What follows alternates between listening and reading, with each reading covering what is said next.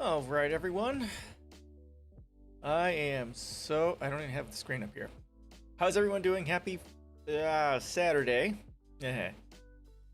And hope everyone's which one are we gonna run?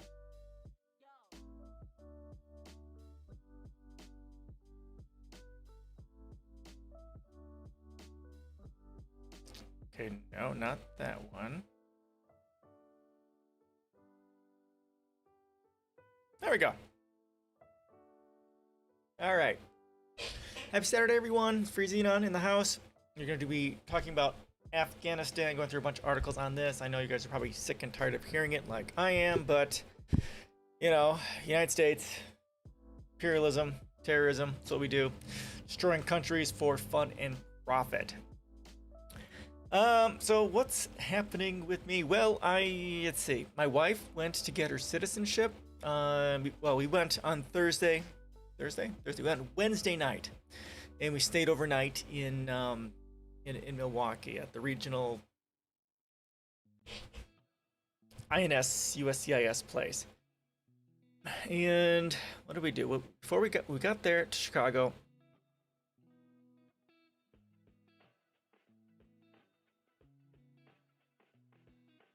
What did we? Oh, okay. We went and looked around. Not Chicago, in Milwaukee. So we went and looked around. Went to the beach there. There's this beach with this bunch of steps. We did that. And then we went back to the hotel room, which the wife was not happy. She's done when she first started working here in the United States. She did housekeeping. So especially during COVID, it wasn't that clean and stuff like that. So she was kind of freaking out about that. Room was okay. It was space for 2 beds and had a bathroom, and that was pretty much it. Nothing fancy. Yeah. So we did that. Then the next morning, her ceremony was at 8:30, but she left early, and she tried to get there, about 20 minutes early. Turns out when she got there, it was close enough that she could walk. Our hotel was. So she walked there. She got early enough that the previous group was in the process of doing their oath, like about 8:15 or something like that. So she just slid right into that, did her thing, and she was in and out in probably 5 or 10 minutes. Done. So that was good. Then she went to spend some time wandering around. She went to Starbucks to get some coffee, and she just she ended up breaking down into tears in happiness and that sort of a thing. So that was kind of it's one of those things, right? When you go through citizenship and get through that whole process. Not that our process was difficult. It wasn't. It was really easy, like I just talked about with her oath. And then while she was there at Starbucks, and she was crying, she got a free coffee out of it, so that was good. See, the freedom and the free stuff was already starting here in America now, right?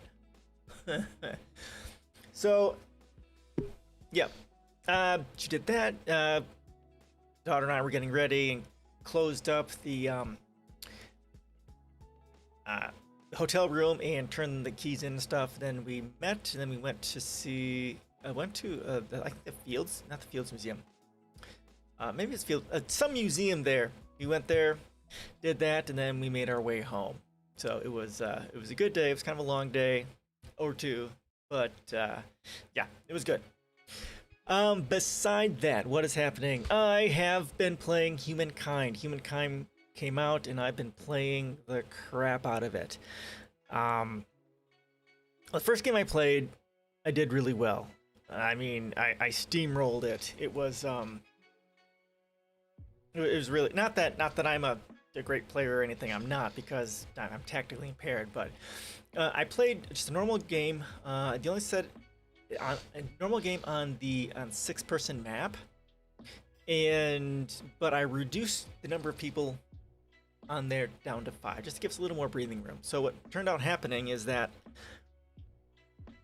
I started out on a small continent, and there was just one other person. I started off very aggressive, like from the very beginning, attacking their people and getting rid of them, and then whittling them down. So I ended up being the only person left on the small continent, which gave me free run of it.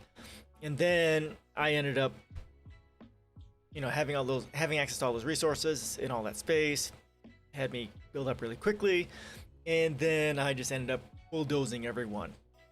Now my goal here was to complete as many things as I possibly could in this one run. It was my goal to. There's different ways you can end the game. When it actually came time to ending the game, because it'll end at a certain number of turns. I set mine at 300 turns. By the time I got to 300 turns, I was, what, 2,000, I don't know, 1,000 or 2,000 points above the next lowest person.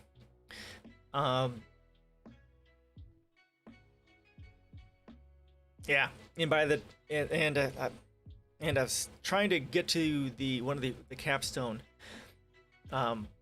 accomplishments, which was sending a mission to Mars, and I just couldn't.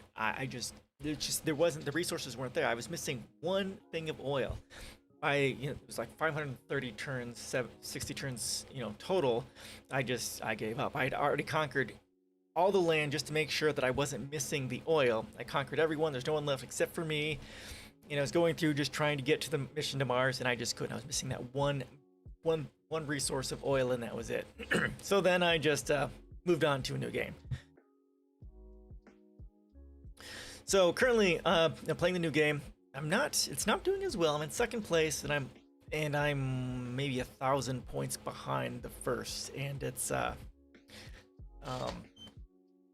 yeah, I'm probably not going to catch up. Oh, and also in the previous game, there are wonders like the Eiffel Tower, not the Leaning Tower of Pisa, the Colossus at Rhodes and stuff like that. So you get to build those, and I basically, once I got to the point where I had so much stuff coming in that I could just build them, I just started building them and building them. I probably built 60% of the wonders in the whole game there, which was fun. But this game, yeah, I'm really behind, and actually I'm in second place, so it's not that bad. But yeah, I'm not doing quite as well as the first game, but it's going good. It's going good. There's only the person who's above me is 1,000 points ahead, and I haven't even encountered him, not directly, so I'm not going to be able to do much about it besides trying to get myself up, which is going to be difficult. So it's going good. I'm tired. I'm staying up late playing it, but it is good. I haven't done any video editing on the Warhammer Battle Sector videos. I'll probably do some of that tonight or tomorrow, see if I can get those done, because I want to get a bunch of those done. I have 2 done currently. I wanted to get at least 6 of them done and then have another bunch recorded, and that's probably not gonna happen. At least not this weekend, because I'm playing Humankind. Maybe next weekend.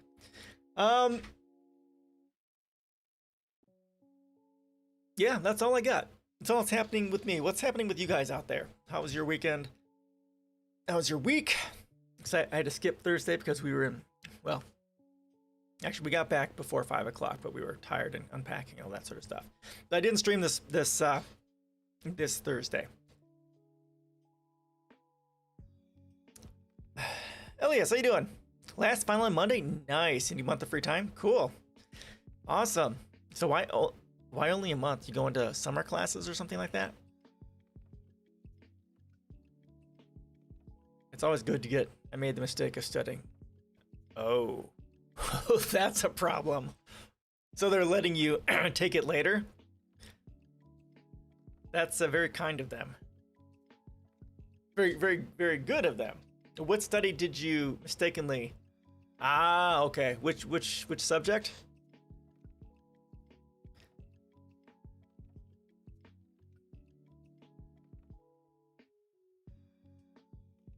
Linear algebra? Oh, okay.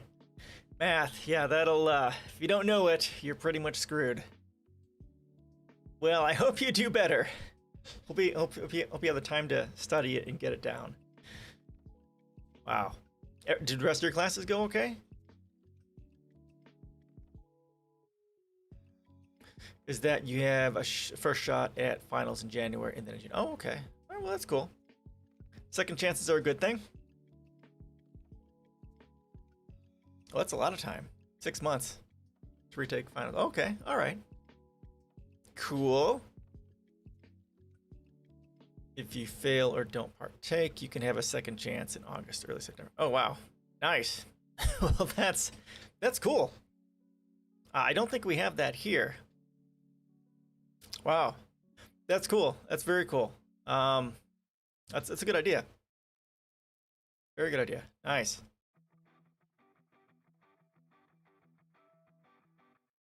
It's not like 60% would fail at least one course. Oh yeah. Oh yeah.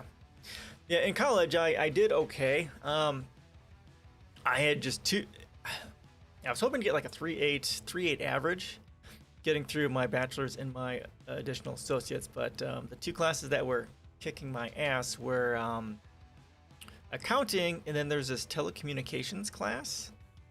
In the US it doesn't matter with grade inflation. Yeah. Some of the telecommunications one, which was difficult. I don't know, but yeah, I did okay. Fortunately, I didn't have to take anything over again. But yeah, grading on the curve does change things a little bit.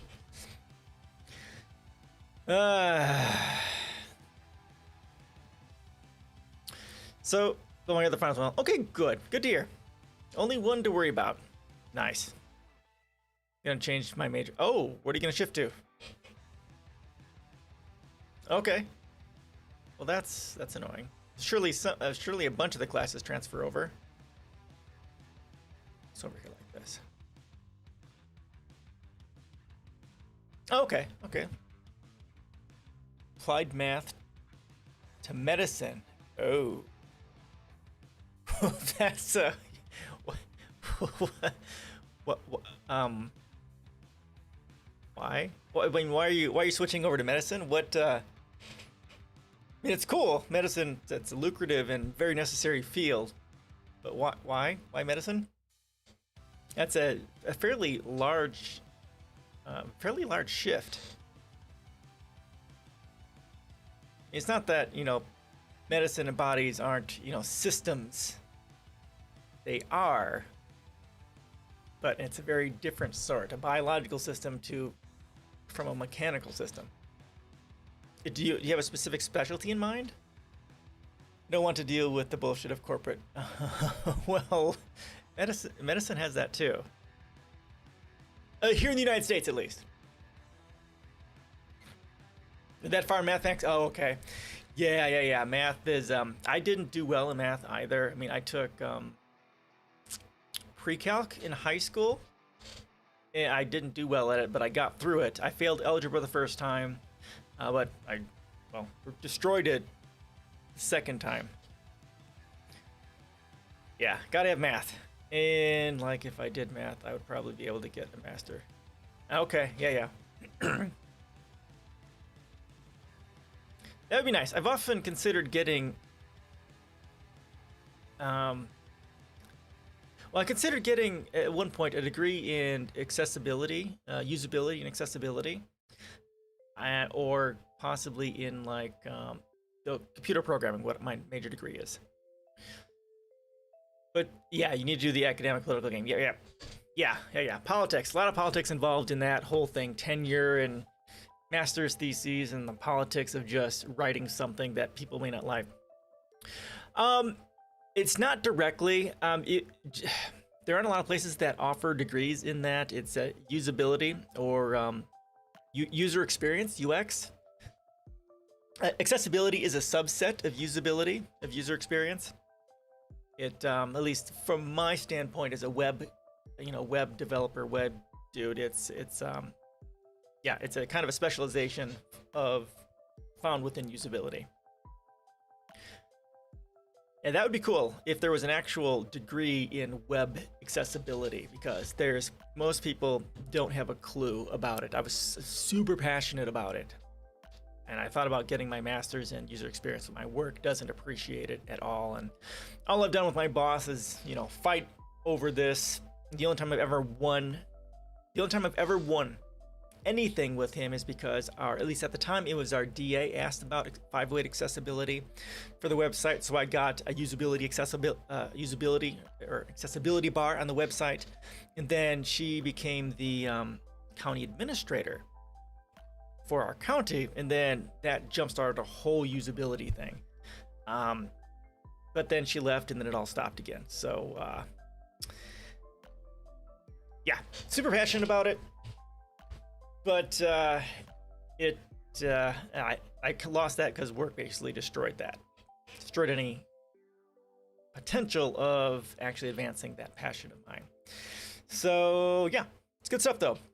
And there's this one training I had, because when I first started work, you have access to a lot of training. I ended up going to Chicago for, and I think I might like patient relations. Oh, okay, cool. Yeah, people with stuck in a cube. Oh yeah. I'm definitely a cube farmer. I don't mind that at all. Having people out there who have good, bedside manner and patient skills, soft skills is super important. You're in some ways maybe more, well, not necessarily more important than the actual, doctors and technical knowledge, but those soft skills are very important, because too much of medicine is it can be too clinical,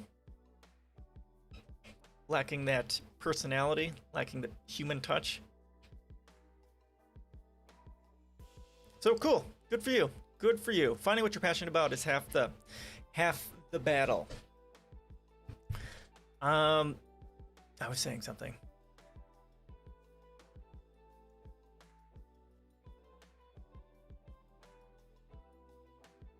Yeah, well, anyhow.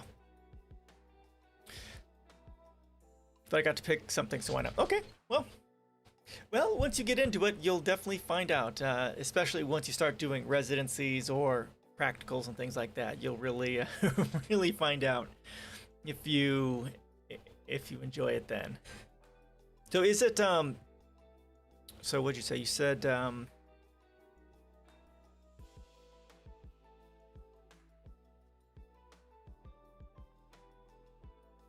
going through like a registered nurse sort of process, or yeah, like nursing or something like that. What would be the kind of the degree or field of specialty that you're going to go through?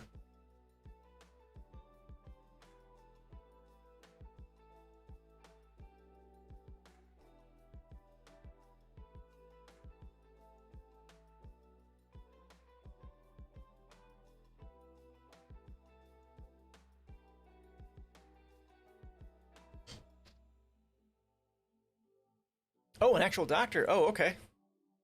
Damn, Brainiac. Jesus. So what year are you on currently? I mean, for your math degree, how many years of college have you already put in? Yeah, 6 and 6. That sounds about right. 1 year. Okay. Oh, that's not too bad then. Well, it's good that you know now that you want to do something else. Well, good for you. Good luck with that. Medicine is well, 12 years. That's not going to be easy, but well, exactly. As soon as you know, especially when you're in college, that's definitely the time to do it. Well, good for you. Good for you, dude. Good luck with that. It's going to be difficult, but you can do it. We need more doctors that care about people, not just about the medicine. Especially with climate change coming and all the diseases coming, all the diseases from the tropics moving up here, coronavirus. So what's the other one that comes from mosquitoes? Like a dengue fever and stuff like that coming. We're gonna need doctors. Lots of doctors. Nile virus, that's another one. Yep. Dengue fever, Nile virus, and all the other stuff coming. It's coming like a train. It's not gonna get any better. All right. Good luck, man. All right, so anybody else have anything before we get started?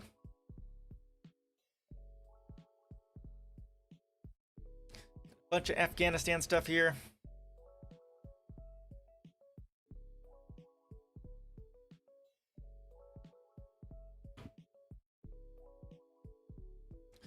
So this isn't the one I want.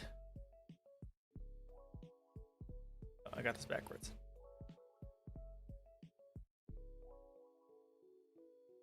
There we go. This one.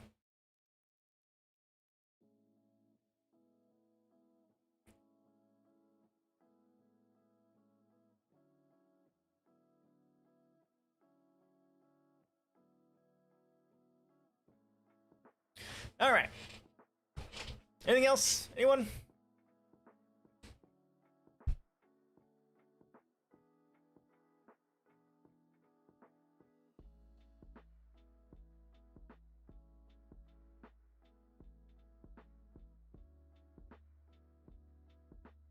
All right, let's get started. So this I wasn't quite aware of, so this is kind of interesting to know from the standpoint of the United States. The legacy of failure in Afghanistan started in 1979, not 2001. Illusions and delusions that fueled the Cold War have ramifications to this day. Now, I typically say at least Carter is the least potentially worst of the presidents. But I guess this is showing otherwise. A decade ago, John Lamberton Harper, a professor of U.S. foreign policy and European studies at Johns Hopkins University, published an indispensable history of the First Cold War. The Cold War, First Cold War, in which he described the origins of what became known as the Carter Doctrine. The Carter Doctrine pledged U.S.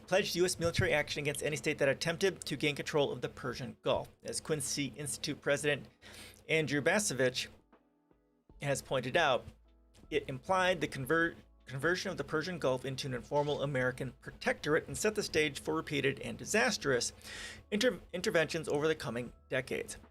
Among other things, the Carter Doctrine, the brainchild of then U.S. President Jimmy Carter's National Security Advisor, Zbigniew Brzezinski, caused the U.S. to ally with primitive Saudi Arabia at the expense of manageable relations with civilized Persia.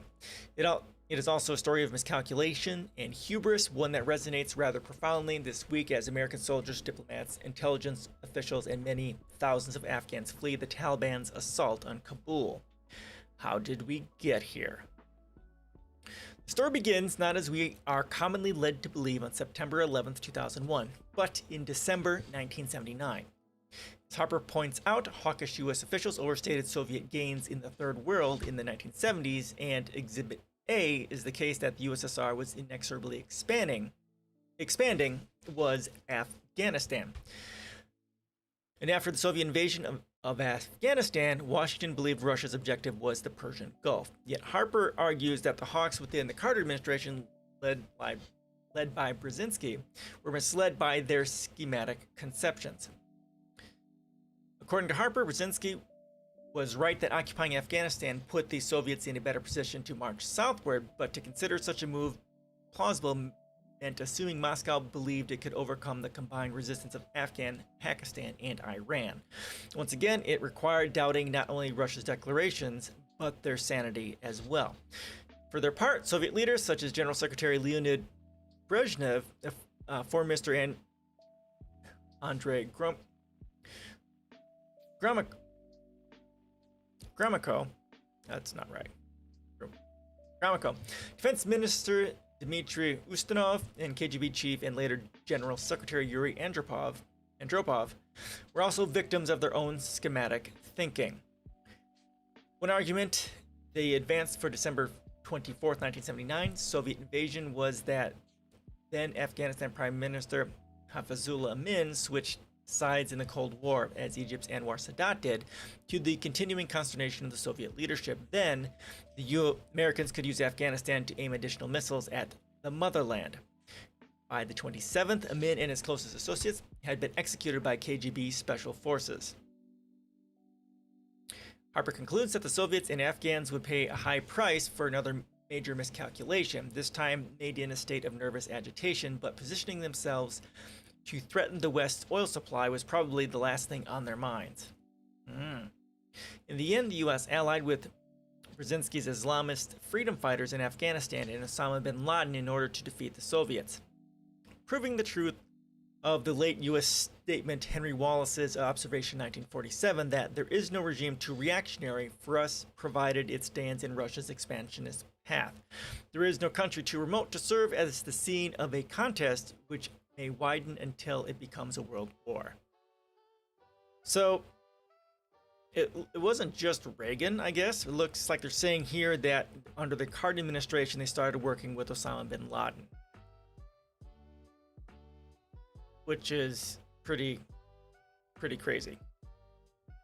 Incidentally, the idea that the U.S. support for bin Laden and friends helped win the Cold War remains a treasured fable among some of the dimmer bulbs on Capitol Hill. Here I recall a rather unpleasant lunch I attended some years ago in Washington, where the guest of honor was the American warlord Eric Price. There to pitch to the most receptive group of journalists imaginable his plan to privatize the war in Afghanistan and line his own pockets. Yeah, I heard about this, and this was what most war is about. It's about profit, not just for the banks, not just for the military-industrial complex or the fossil fuel industry or the pharmaceutical industry, but also private military contractors. And this is what I do say we do need to outlaw, need to make illegal here in the United States. Because as long as you can profit from war, war will never end, period.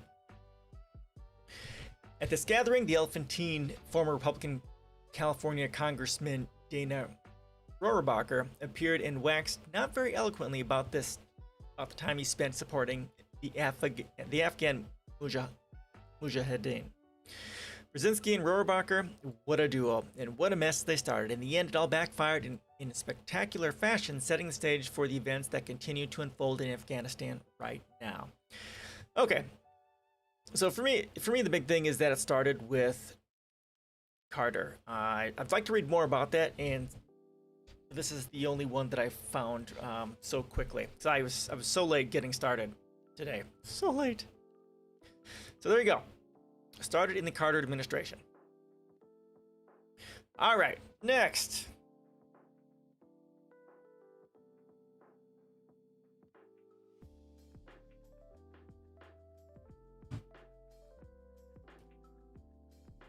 How you doing? Welcome. GFKGF. Yeah, that was the first time I'd heard about that it started under Carter, which is just, wow. We typically blame it on, Reagan, because we've got all the plenty of pictures with, what's his face, with Reagan, but it started earlier than that. Yeah, the United States, doesn't matter the president, they're all war criminals, because the Shah was overthrown by the Ayatollah eventually. And Iran, yeah. Yep. Yeah.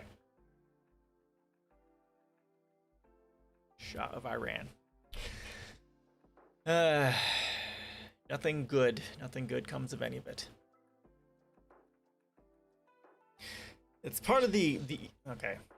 Again, religion is a large part of that problem, the fundamentalism inherent to Islam, especially in those areas. And I bet a lot of the fundamentalism explicitly comes from the fact that, there's a lot of poverty and a lot of suffering there, not just by virtue of the fundamentalism of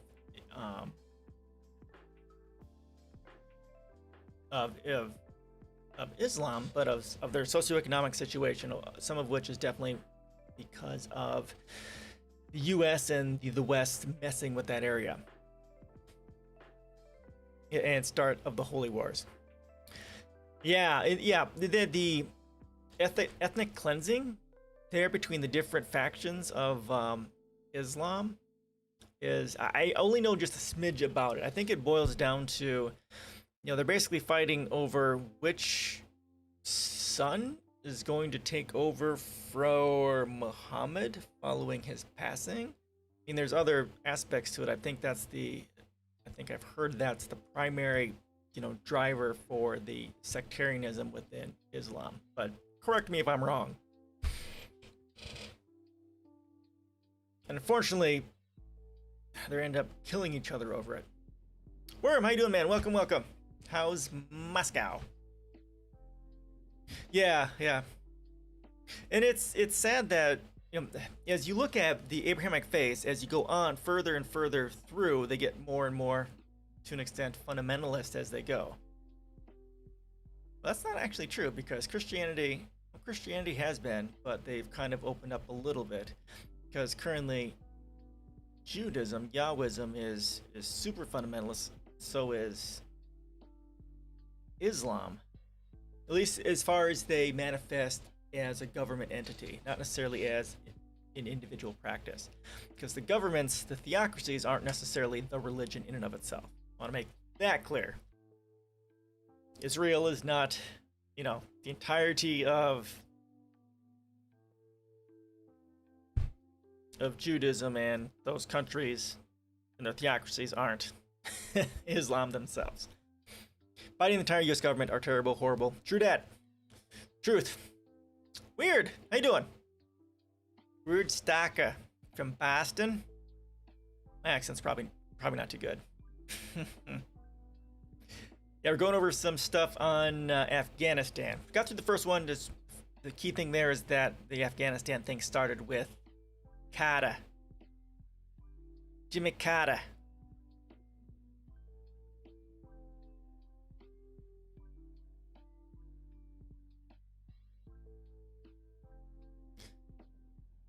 Yes, we need to stop fucking with it. And what? Ella, how you doing? Welcome. New people popping in today. How you guys doing today? How's your weekend so far? I've been playing Humankind. It just came out last week. I'm tired as hell from playing it. But I'm good. I'm good. And my wife just got citizenship on Thursday, so we've got that. That's been cool. And like right after she got done with the ceremony, she went to Starbucks and she kind of broke down happiness, and then she got a free coffee from the person who was there, and it's like, see, you're an American. The free stuff is already starting to flow. Woo!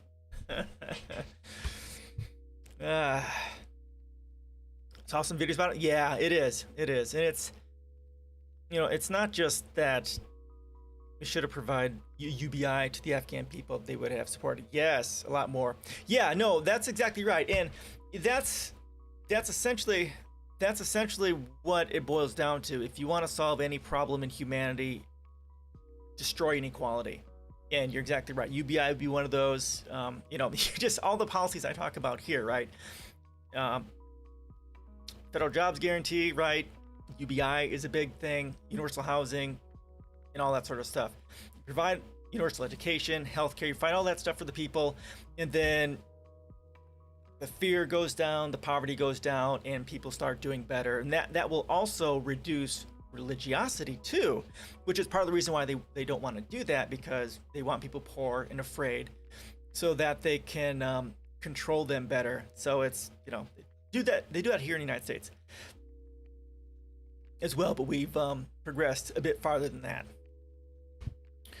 Wonder if my president will send our army to Afghanistan. Putin. Yeah, could be. I mean, the United States is pulling out, so I mean, they've had their interest in Afghanistan before, so could be. Send Yang to them. I'm not a big fan of Yang. Like in the presidential debates, I loved what he said. I mean, it was really kind of blew me away how much he kind of really understood things, you know, from that rhetorical aspect. You think a global UBI could work? Oh, definitely. I mean, it's going to have to happen because of the problems with technological unemployment and stuff like that. It's only what I thought when he said UBI. Oh, really? Oh, okay. Yeah, it definitely. It's going to have to happen. I mean, I write about this stuff. Where is it? In my policies, I have that as a part of. I use progressive basic income actually, with a marginal tax rate of 100%. So especially in areas that are poor, UBI can definitely help considerably alleviate poverty, give people, you know, a chance to do stuff. And you combine that with like a federal jobs guarantee, where, you know, you've got work that needs to be done, planting trees, building infrastructure. Those two things can create an incredible amount of wealth and alleviate so much poverty and suffering. And that's, you know, what we did here in the United States in, you know, World War II. You can say that both of them, US and USSR, fucked up in Afghanistan. Yeah. Well, again, we need to stay.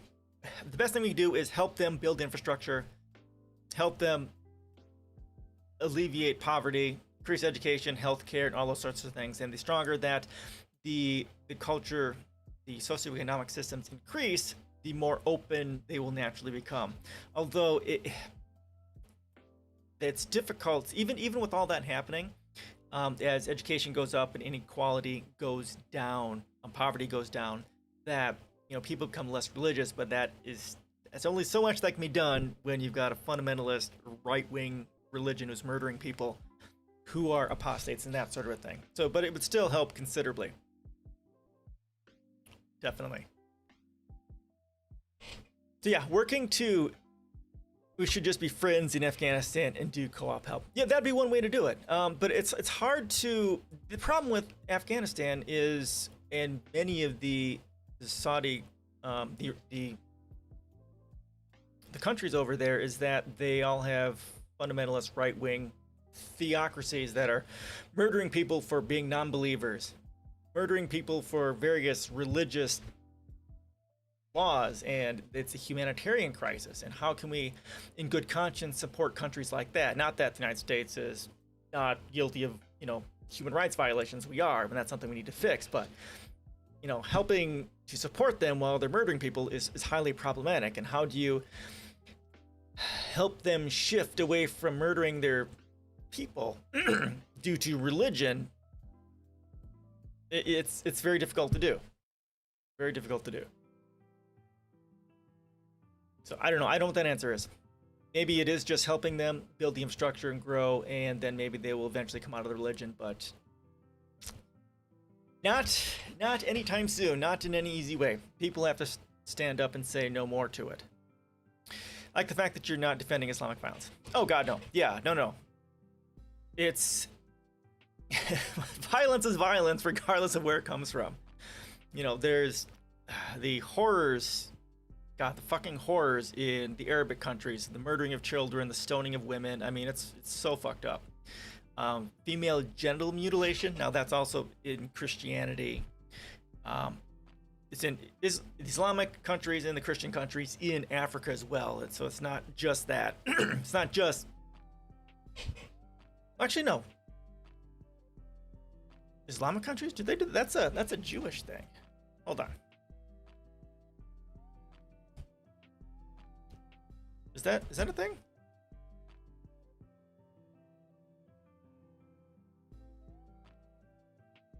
Okay, I think they do. And yeah, they do. Yeah. Okay. It's all about the oppression of women, right? Of course they do.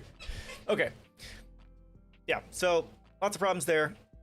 I like to think that if we can provide a package combining economic benefits, social liberalism, the latter. Yeah, it can be. And that's basically what it is. As inequality goes down, as education goes up, then, eventually they will become less religious. But it's very difficult to get beyond that when you have such a fundamentalist religion that's murdering people for being apostates, right? Like I said, it would take a long time for them to overcome that. But yeah, it would. You only get UBI if you stop stoning people. Yeah, and then they just wouldn't do it. Because, so I talk about this. Oh my God, I talk about this in my one post on religion. This is such a big. It's a very difficult thing to overcome. I call it what I call the theory of. I don't know if I got into. This is my post on religion. This is my blog, talking about the fun how religion became a thing. And it's well, that wasn't quite the same point I was saying. I disagree with that. The idea that liberalism happens naturally over time. Yes, the what does Martin Luther King say? He says the arc of moral justice bends towards. I've got that totally wrong. Yeah, definitely. Well, it does. And there's where is it? There we go. Yeah, it comes originally. It's an evolutionary adaptation to deal with ignorance, to deal with not understanding the world, not understanding fire, disease, pregnancy, and all that sort of stuff. And so, what is it?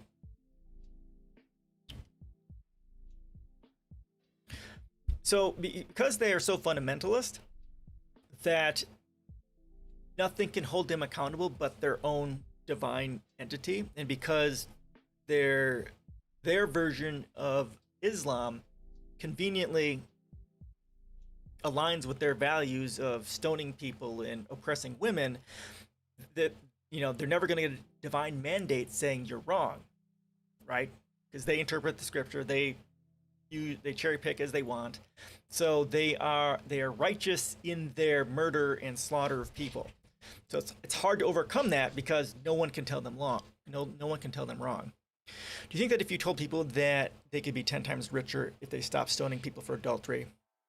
Well, no, because then they would be going against the teachings of Allah, then they would be going to hell. Right? That fear of not going to hell, the fear of not going to heaven or whatever it is that they believe in, that is such a powerful driver.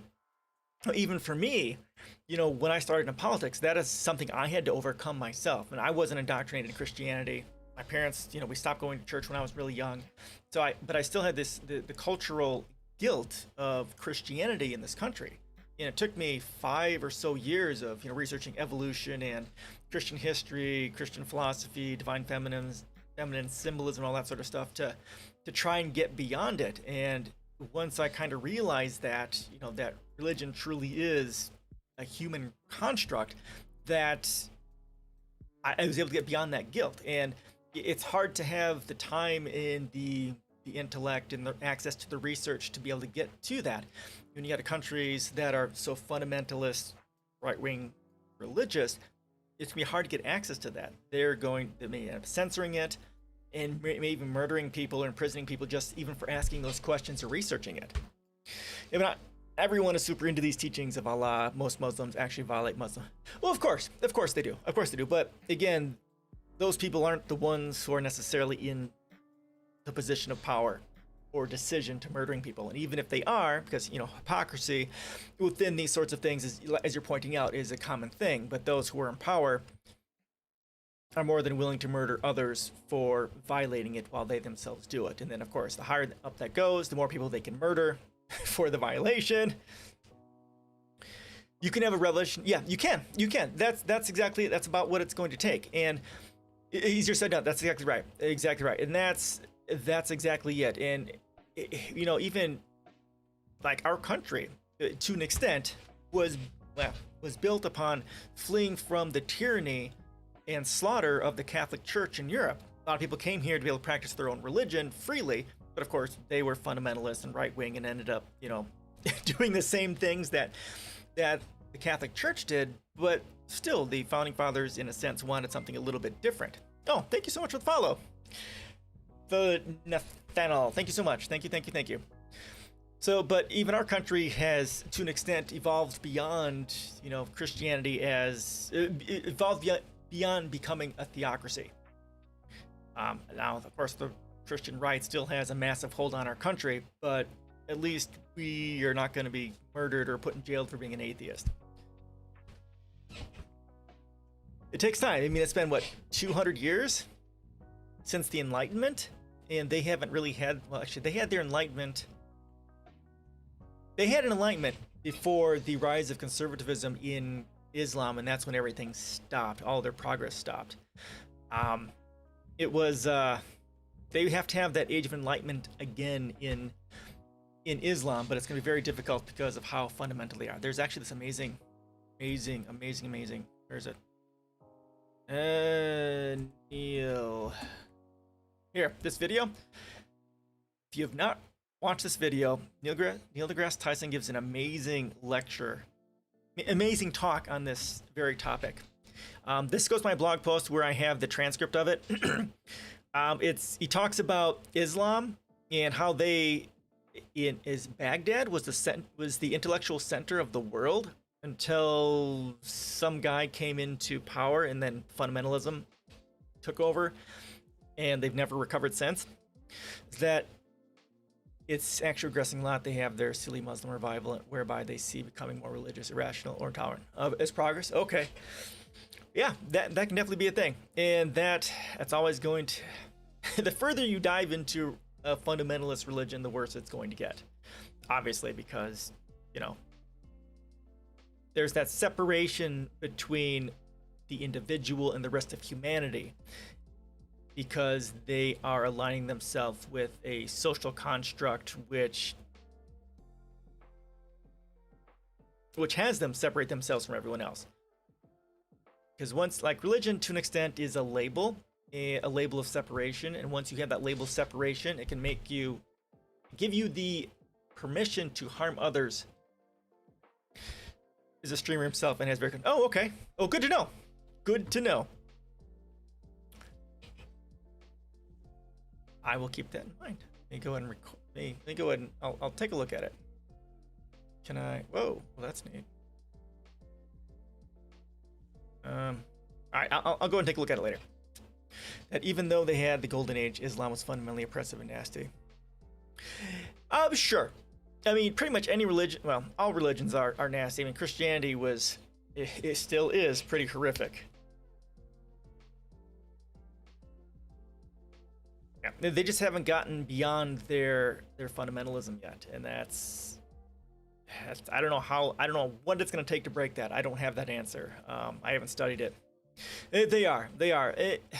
Because always at the end of the day, it's all about, you know, what the magical sky god says is true. So it doesn't matter what harm we're causing, as long as, you know, the sky god is happy, and that always conveniently aligns to power. It always conveniently aligns to those who are in power and used as a form of control and murdering others for fun and for fun and profit.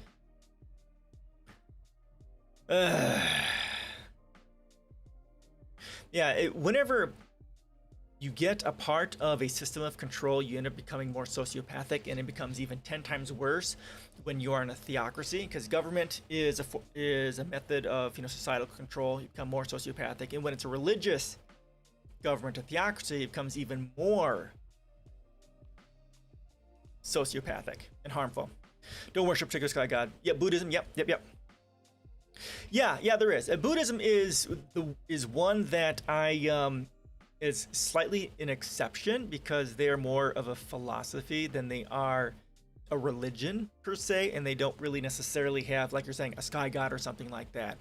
But even within that, even in some parts of the world, Buddhism is responsible for violence in one form or another. Like there's Buddhists murdering Christians, Christians murdering Buddhists in those areas, like in Asia, in some of those Asian countries, instead of clergy which commits. Yeah, there you go.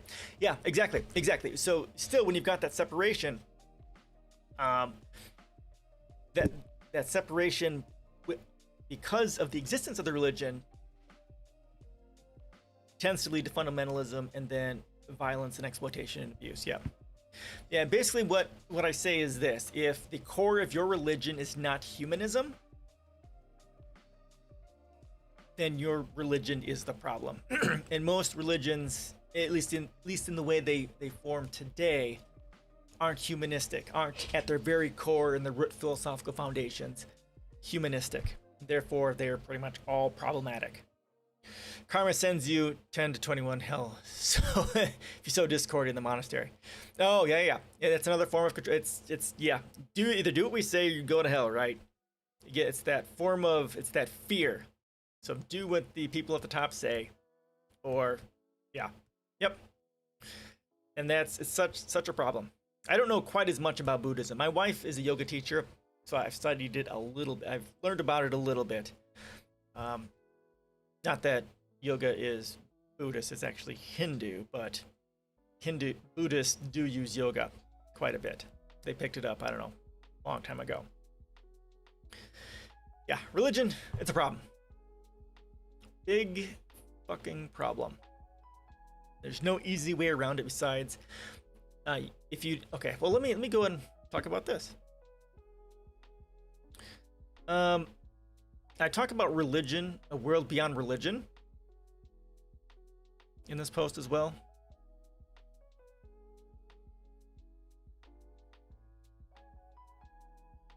I'll just go ahead and read this.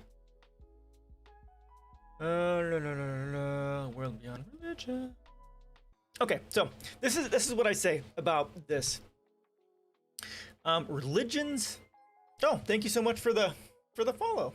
I'm glad you found Lunar IPv4. Yeah, I think they're probably an IPv6 up there at least, or they're probably still working on older technology for IPv4. I'm curious about that actually. If we get Starlink there, then they'll probably be on IPv6. Religions will always exist, and to think we can get rid of them is folly. You cannot outlaw ignorance or fear, nor feelings of hopelessness, despair, wonder, or existential curiosity or dread. Lunar are spam accounts.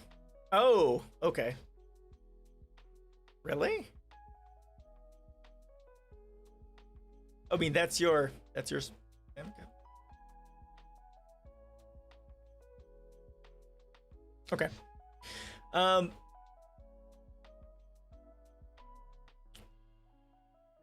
Oh, okay. Gotcha. Religion, as I have shown at their very base, are about acknowledging and giving name to our ignorances and fears. Unless humanity somehow reaches the point where we know all of the things, then religions shall be with us in one form or another. I would hate to see the day when humanity collectively in its infinite hubris states that we know everything that there is to know, for that will truly be the eve of the end of human existence. Not that we're going to survive that long because of climate change, but with that being said, we can work towards a world which does not really need nor desire religions, and where those who believe in a religion would be a social curiosity. Living beyond religion would be very empowering, because each of us would then realize that we should and were able to do something to solve our problems. Not only would we want to help lift each other up, to protect the environment, to help solve all of our world's problems because we could, but it would be an ethical imperative to do so. Perhaps a world so advanced where ignorance, fear, hopelessness, despair, and suffering essentially no longer exist. So yeah, that's basically what it's going to come down to. We destroy inequality, destroy poverty, and then naturally, as the statistics of globally, at least within the West, show that the more inequality goes down, the more religiosity goes, or the more inequality goes down, right, the more religiosity goes down too. That's the only thing, it's our only hope.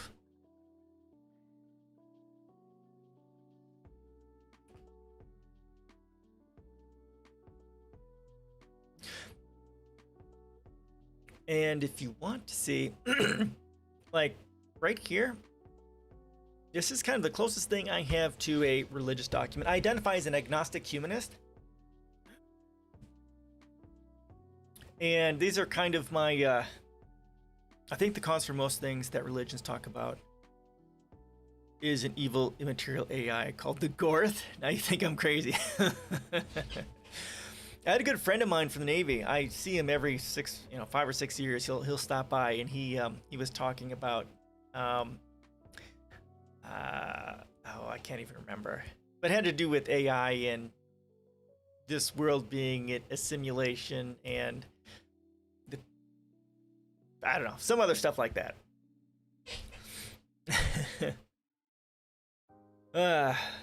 So yeah, this right here, my 8 philosophical pillars for peace, is the kind of the foundation of my value system, and then it gets into the Declaration of the Unified Rights of Humanity, Universal Declaration of the Rights of Mother Earth. This kind of needs to be the basis of our value system.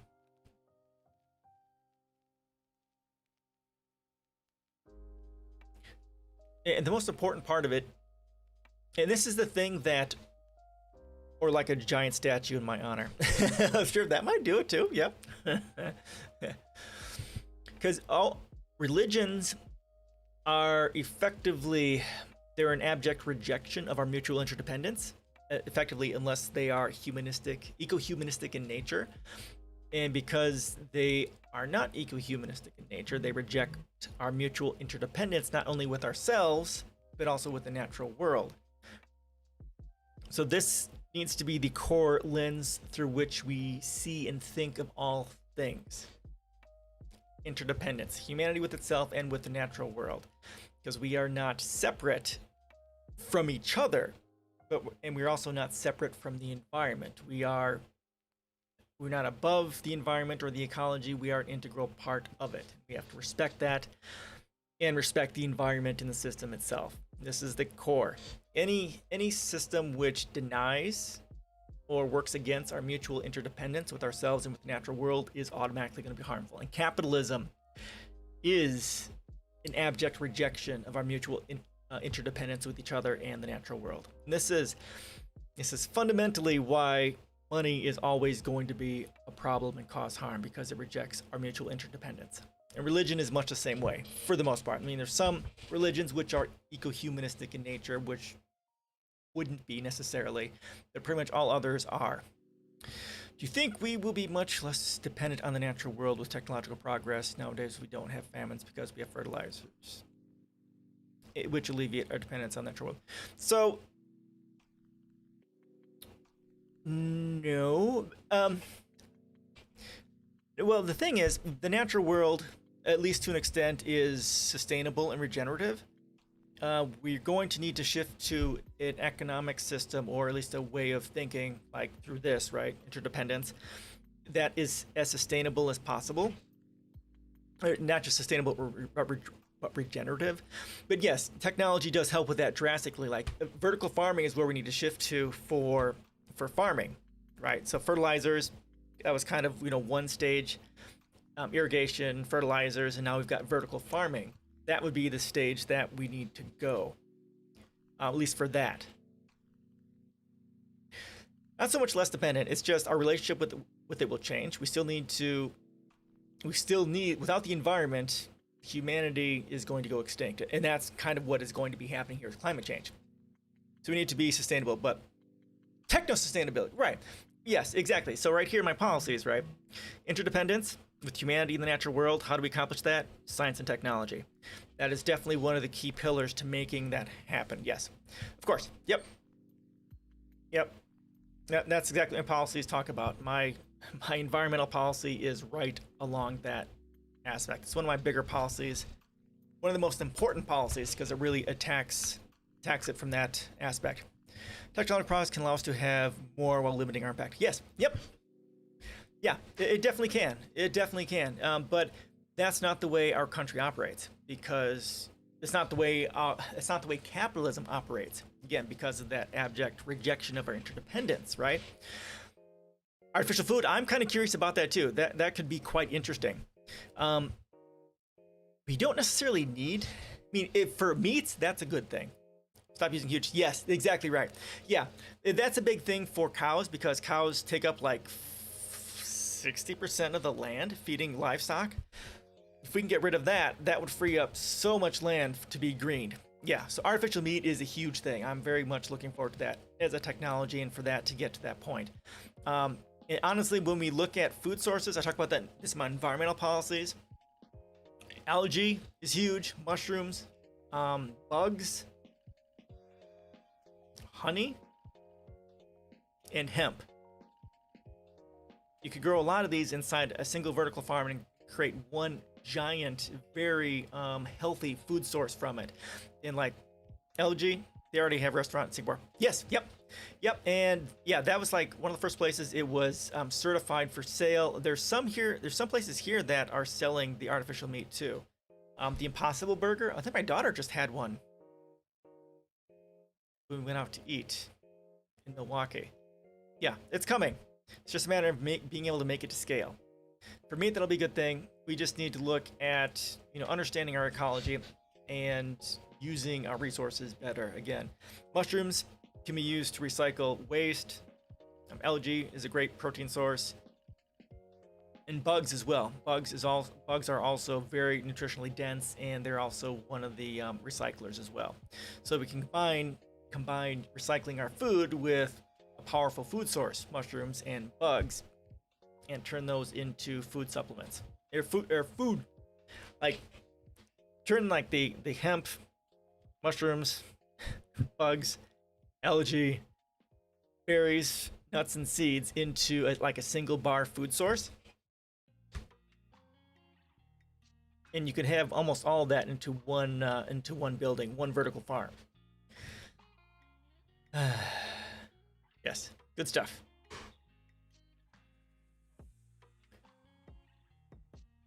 Yeah, artificial artificial meat's going to be a game changer once it gets huge. Once they can make it at scale to basically cut into the market of the actual cows. Cows is the big thing. I think we'll see a radical shift, but that is going to take a while to get that at scale. Because a lot of countries are kind of wary on that sort of a thing. But we'll see. Hopefully the next decade or so, it'll really pick up.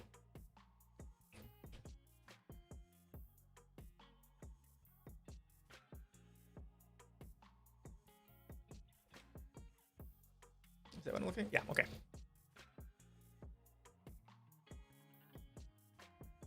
Yeah, this right here. I thought about changing this to regenerative because I adjusted. So I read the book Donut Economics. If you need books to read, here are the 5 books I say you should read. And Donut Economics is one of those.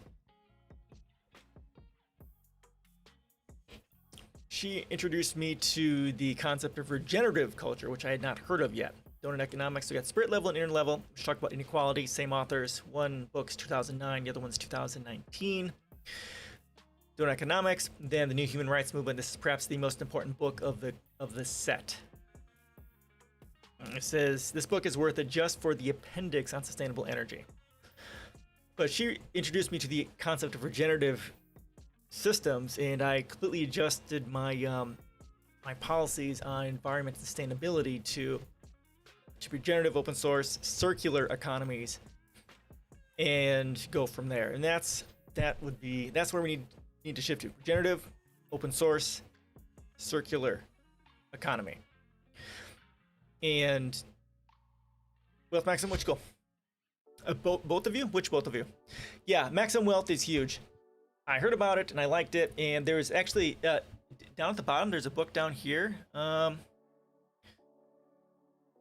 Yeah, some light reading. So, The Case for Maximum Wage by Sam Pizzigatti. It's a really small book, 120 pages. He makes a great case for it.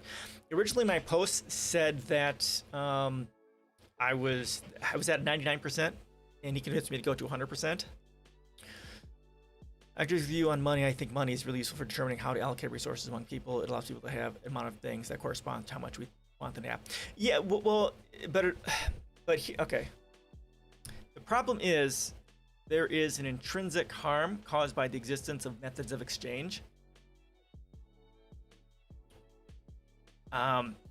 You don't need money to do that. If you look at what I talk about in here, read this.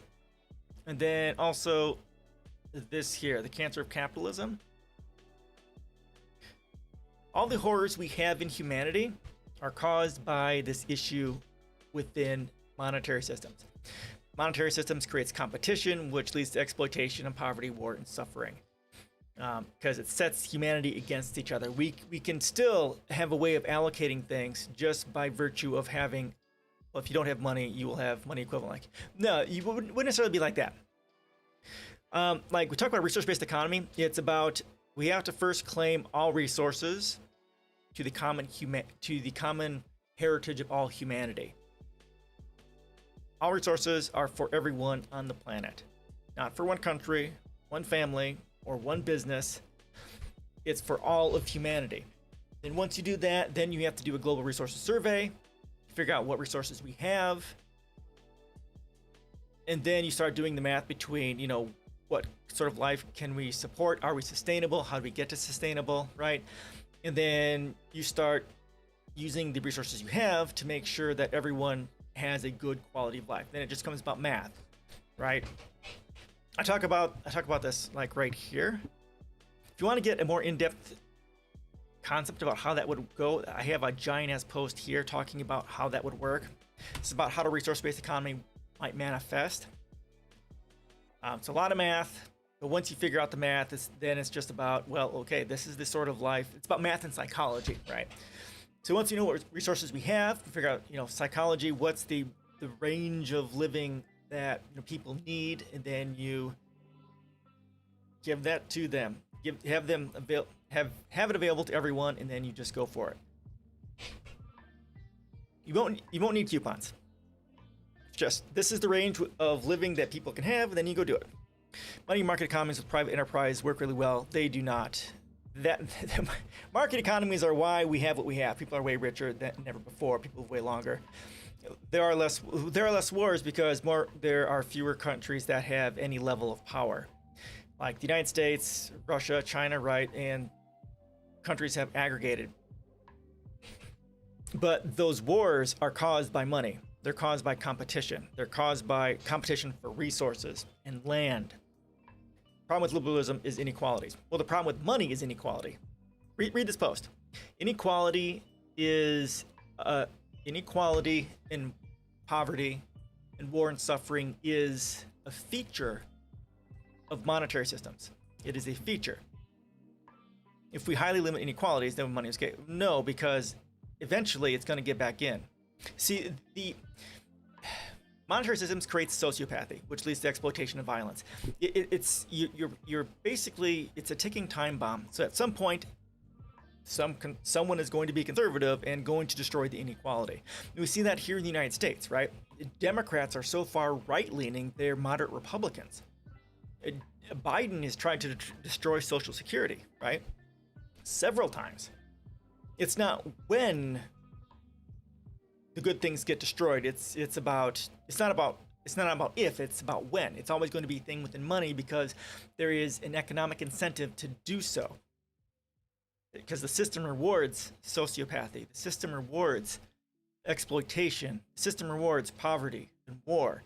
Any system that rewards those things is never going to be a good thing. What I support is UBI to limit inequality at the bottom. Yep. And income cap. Well, yep. Yeah, that's exactly right. And that's what we should be doing. And that is, it's a stopgap. And that's what my policies talk about. That's what my policies do. So my policies are set up in three phases. The first is the philosophical foundations. The second is global domestic policy. And the third is evolving beyond poverty, war, and suffering. And that is the shift to a resource-based economy. Really, read my tension post. That is perhaps the most important post I have on my entire website, because it explains the very basis of why money is always going to cause a problem. There's no way around it. You can't ever have money without it causing problems, period. Okay, so yeah, minimum wage, $75,000. There's some articles on it, videos on it. And then you eliminate lesser minimum wages, such as tips for waiters and servers, stuff like that.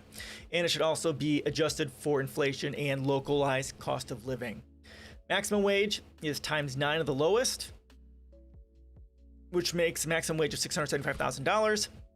Then the marginal tax rate at this is 100%. And if you want to see the spreadsheet, there's a spreadsheet. Then the actual take-home, this is important. The actual take-home at $675,000, 100% marginal tax rate is going to be about ×3. Kind of similar to our thing. Okay, cool. Good to hear. Great minds. And again, this is a stopgap. But much higher money, yeah, and that's the problem. What you'll find is, watch this video here. He talks about this very thing, economies for the common good. This was a TED Talk. And economies for common good is a great thing. And he's gone through countries after countries and done this exercise with a bunch of people in all these countries and says, so what is the level of inequality that is acceptable? And usually it lands around ×8 and ×9, ×10, right around there. And the lowest level of poverty, not poverty, the lowest level of inequality, I think, is Japan, which is ×9, at least from the statistics I found. Afghani are far gone, majority of them support Sharia. It's like preaching North Koreans, they're brainwashed. Yeah, no, I get it, Daphne. That's exactly right. And that's the problem with fundamentalist religions, is they have such a powerful effect, and getting beyond it is going to be very difficult. And like we were talking earlier with the Nathaniel, that yeah, it's going to be very difficult to get beyond that. I don't know how. Even with reducing inequality, that will only have a marginal effect, especially with how powerful a hold that the fundamentalist Sharia, the fundamentalist Muslim religion has over that country. Yeah, it's gonna be very difficult.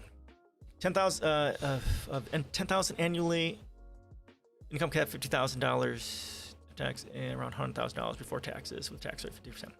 Okay, yeah. Then Nathaniel, you're nowhere near aggressive enough. Nowhere near aggressive enough.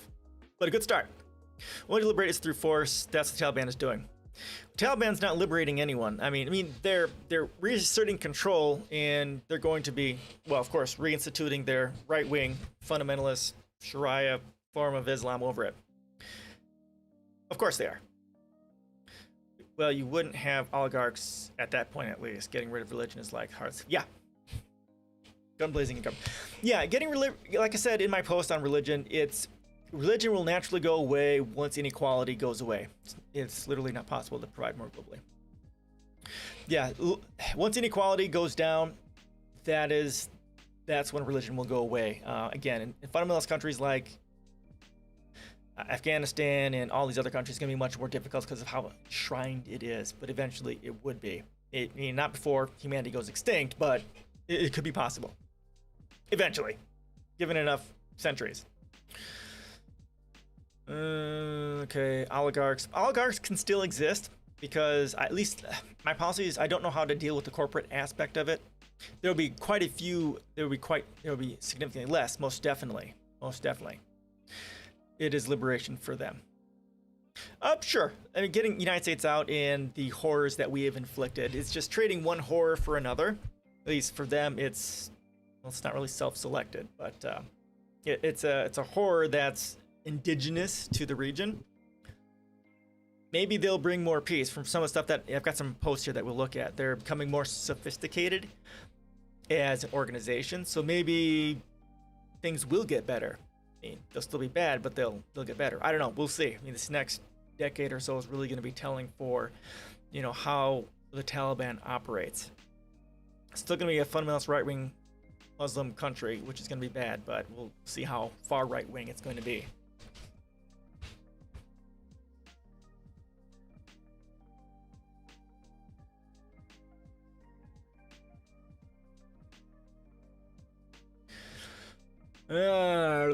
Yeah, and I use progressive basic income, not UBI. The issue with UBI being universal, it will lead to a slight increase in inequality because those who have money or who are already affluent will already have more money to invest, and then increasing inequality. So then you can be offset by taxes, which people have said, and okay, sure, but why not just make it progressive and give it a cap like this? So I kind of cap it at about $85,000 roughly. Reduces tier by tier until you get to the top. Okay, there you go.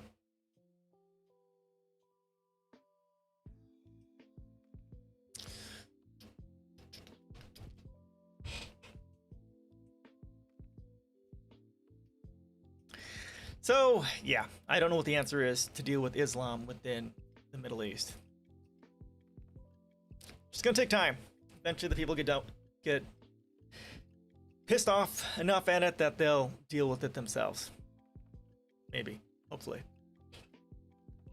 The more you fight against it, the more it will become entrenched. That's exactly what the United States has done over the last 20 years. Our terrorism in that region has caused Islam to become even more fundamentalist and more entrenched than it was before. I mean, there are pictures of like Iran and Afghanistan for the United States fucked with it, and they weren't wearing the burqas or whatever. They were out wearing dresses and stuff like that and going to school and all sorts of things, and we fucked that over. They had the ability potentially to be leading towards a much more liberal country before the United States ended up fucking with it.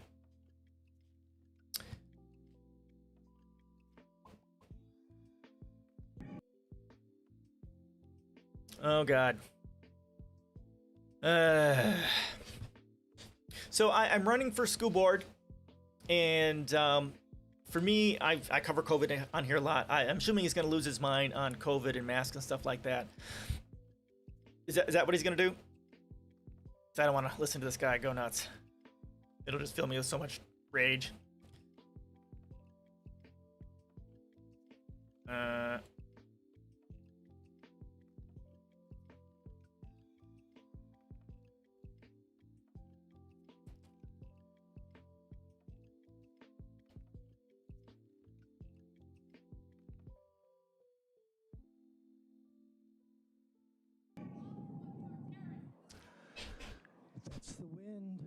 That's the wind of time.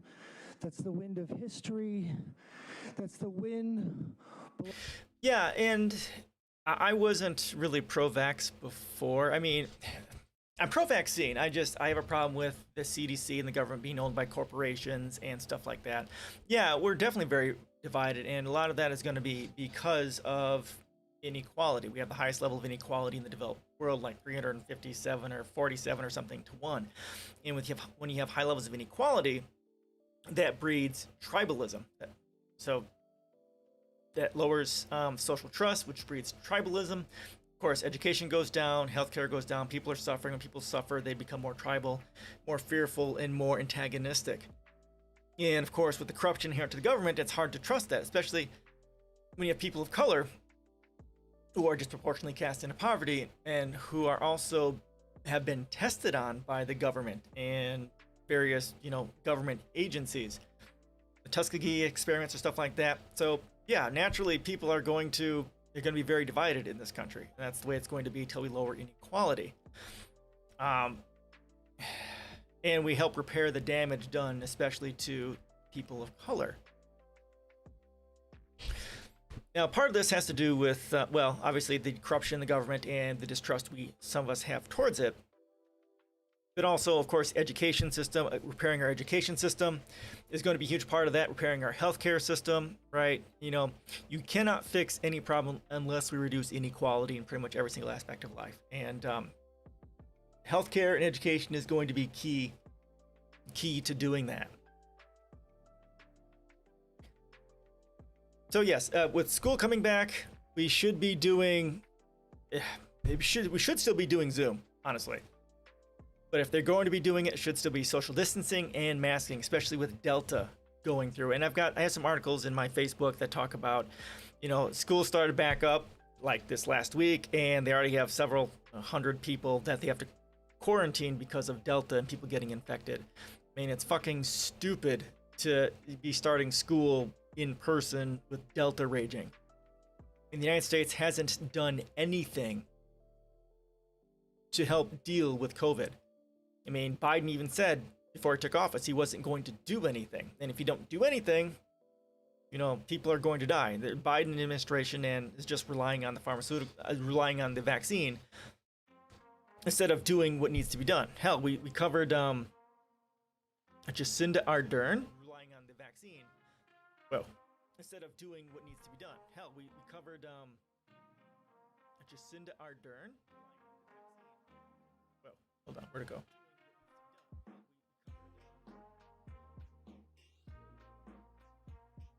Why was that making sound?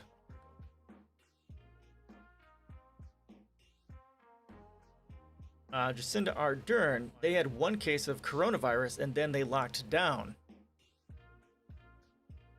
But you can also distance. Okay, one case of coronavirus and then they locked down. All right, where is? But you can also distance. Oh crap! Hold on, I gotta find the echo. All right, where is? Oh crap! Hold on, I gotta find the echo.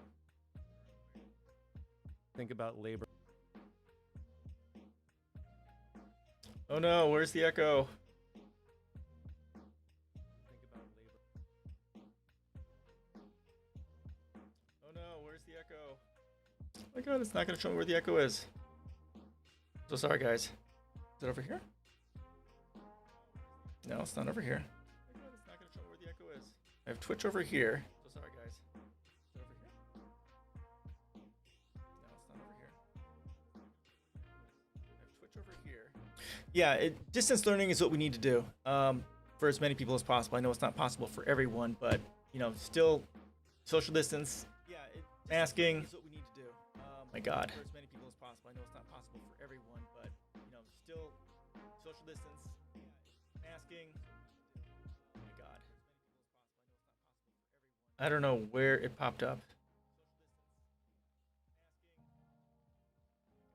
Oh, come on. I don't know where it popped up. Oh, come on. Where, oh, where? Sorry guys, it's do you guys hear the echo? Or do you hear it? If you don't hear it, I can just suffer with hearing it. Do you guys hear the echo? Or do you hear it? Maybe it's just me. All right. With hearing it. The speech, you like the speaker's passion. Yeah, there's a lot of people who are very passionate about this, and I watched a county board meeting last year talking about a potential mask mandate, and a bunch of people just lost their fucking minds, and it was really sad to see, honestly. This is a part of that.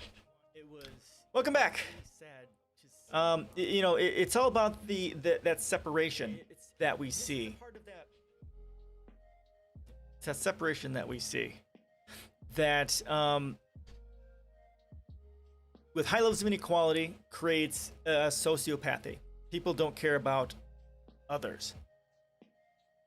So they care more about themselves. The inequality breeds individualism, which breeds, you know, sociopathy and the separation for others. So people are like, well, I don't want to be inconvenienced, therefore let these people fucking die. Instead of the humanistic thing to do, the compassionate thing to do is to shut your face and just wear a mask. It's not that big of a fucking deal.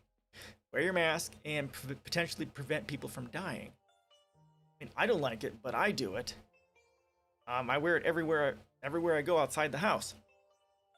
Because you don't know if you're infected. No one knows if they're infected. And especially with the Delta going around, which is, you know, 200 times more infectious, it has 1,000 times the viral load, and it has people being contagious much earlier, like in 4 days instead of like 6 or something like that. That people are getting infected, and people are going to be died. And at some point, you know, one of these people who are so much against masks, maybe their family is going to die or suffer from it, or they are going to end up, through their criminal negligence, end up killing someone. Child, giving them brain damage, lung damage, heart damage.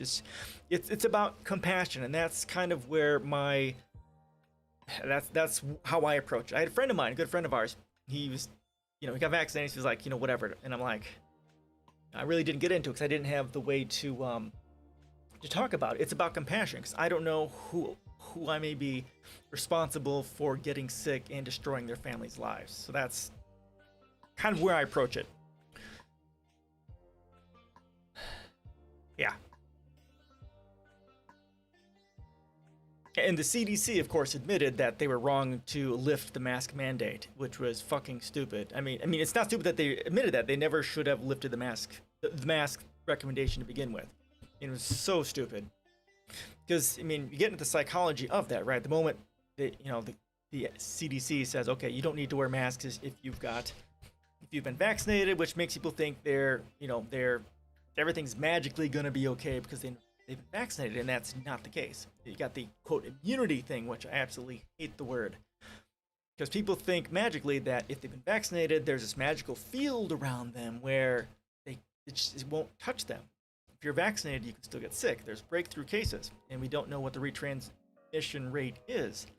So if you are vaccinated and you get infected with it again, you can still get other people sick and destroy their lives. So you need to wear your masks until we get this under control and get it figured out. And this is going to continue to be a problem because of the systemic and structural racism inherent to our politics, especially foreign policy. Where did Delta come from? India. Why did the Indian variant become a thing? Because the global South didn't have access to vaccines. Now we can go into that whole thing about the, you know, Bill Gates and the privatization of the vaccines and stuff like that. But it's, again, that's the thing that money creates, right? If it wasn't for money, we would have solved this a lot earlier, because vaccines would have been free, they would have been open source, everyone would have access to them, and we would have had the infrastructure to be able to do this. Again, money is what creates the problem. I know I'm just losing my mind here. So there you go. That's the thing.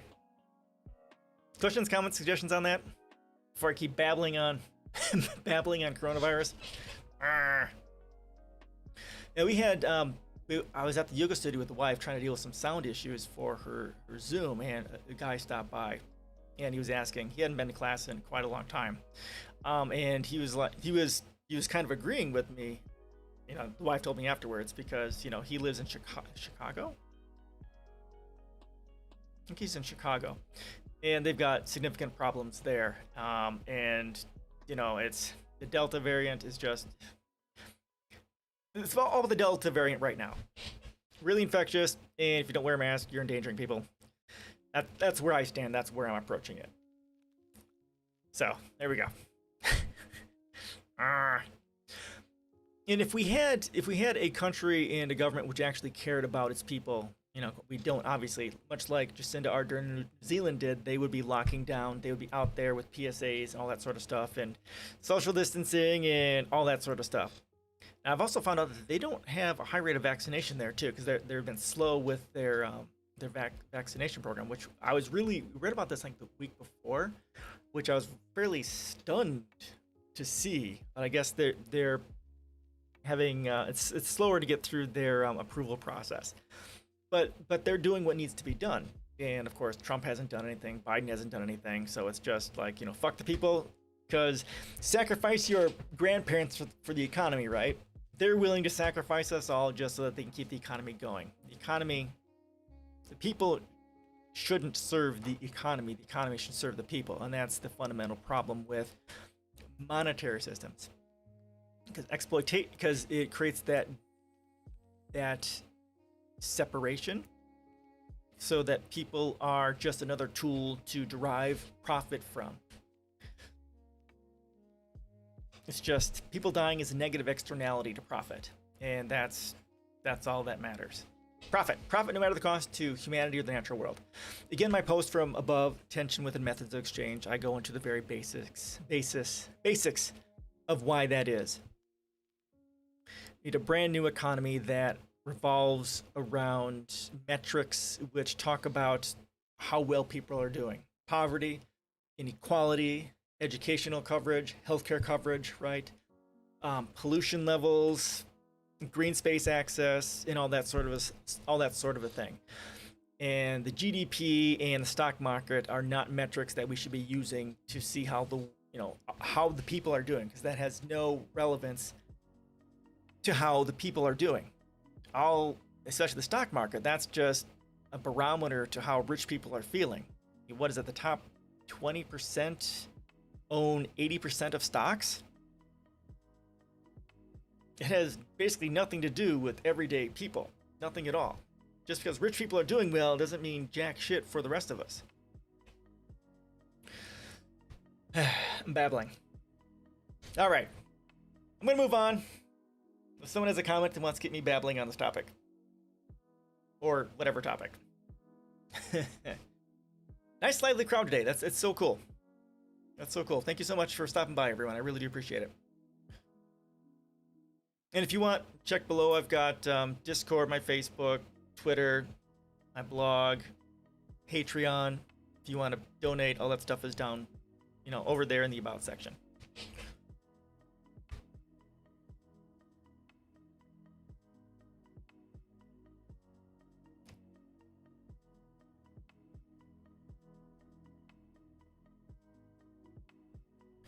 All right. Anything else before I get so I can get this article? Washington Post, owned by Jeff Bezos. So let's look out for any bias in here.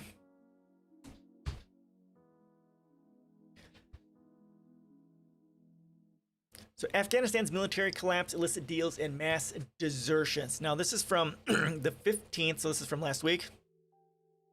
Yeah, he just bought it. It's like the year before, isn't it? I don't think it was last year. I think it was the year before, because it was before the pandemic started. Something like that. But yeah. Yep. All right. Kabul. This article is kind of long here, so just be prepared. Yeah, it's got a pretty interesting... Actually, no, it isn't. It's not that long. Not this one. All right. The spectacular collapse of Afghanistan's military that allowed Taliban fighters to walk into the Afghan capital Sunday despite 20 years of training and billions of dollars in American aid began with a series of deals brokered in rural villages between the militant group and some of the Afghan government's lowest ranking officials. The deals, initially offered early last year, were often described by Afghan officials as ceasefires, but Taliban leaders were in fact offering money in exchange for government forces to hand over their weapons, according to an Afghan officer and a U.S. official. So this started last year. Now, again, isn't it? I've heard that Trump is the one who started this, right? He's the one who started the withdrawal. Hold on a second.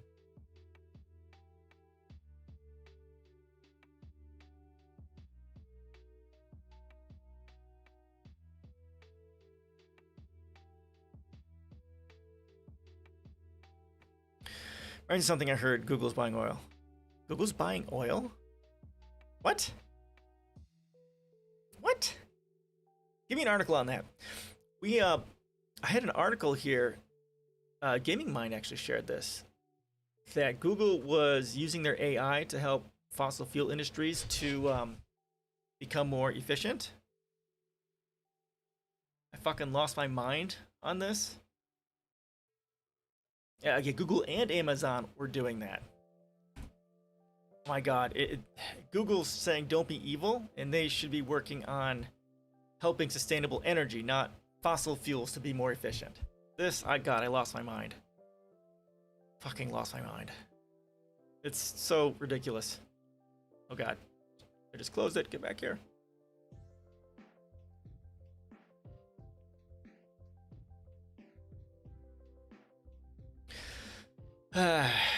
Yeah, I was so pissed. So pissed. So yeah, I think this started with the deal was initially brokered with Trump, the Trump administration, to begin the withdrawal from Afghanistan. If someone could find me a link on that, I would appreciate that, just to make sure I've got that right. Because obviously Biden wasn't in office then, but so it pretty much has to be, but just I'd like to get some corroboration on that. Over the next year and a half, the meetings advanced to the district level and then rapidly on to provincial capitals, culminating in a breathtaking series of negotiated surrenders by government forces, according to interviews with more than a dozen Afghan officers, police, special operations, troops, and other soldiers.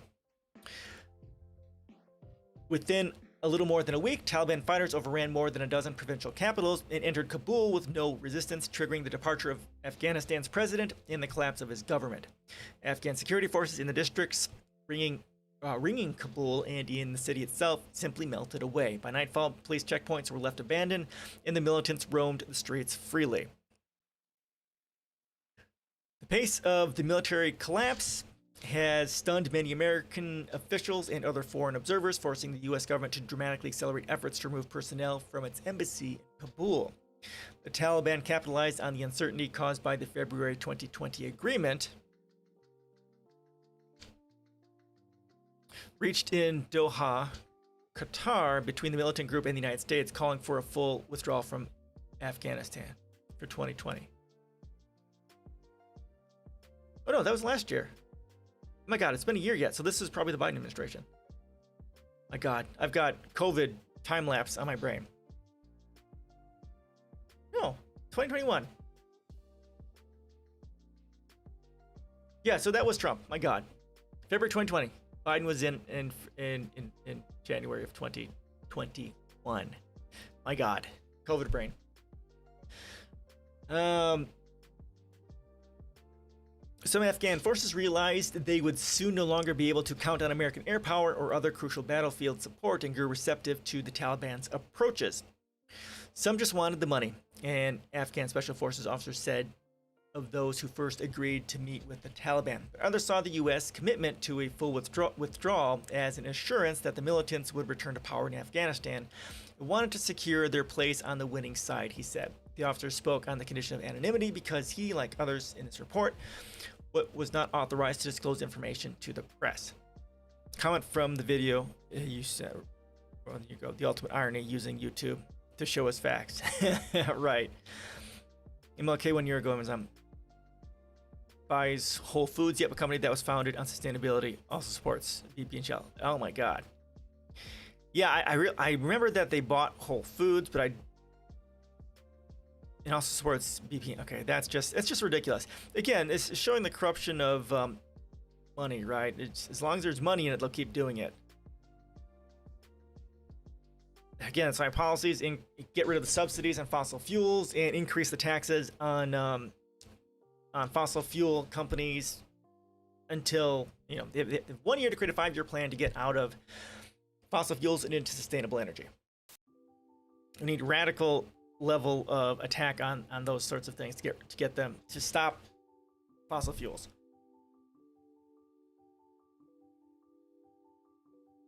The Doha Agreement, designed to bring an end to the war in Afghanistan, instead left many Afghan forces demoralized, bringing into stark relief the corrupt impulses of many Afghan officials and their tenuous loyalty to the country's central government. Some police officers complained that they had not been paid in 6 months or more. Yeah, and this is money again. Yeah, they bought, Amazon bought Whole Foods. It was the year before, wasn't it? I think it was the year before. My God, oh my God. Work, damn you.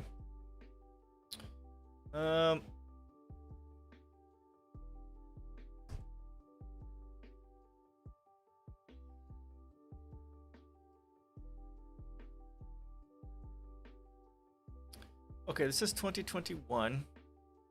It's finally clear. Okay, so 2017. Oh, it was 2017. My God, it's been a lot longer. So 2017, they bought Whole Foods.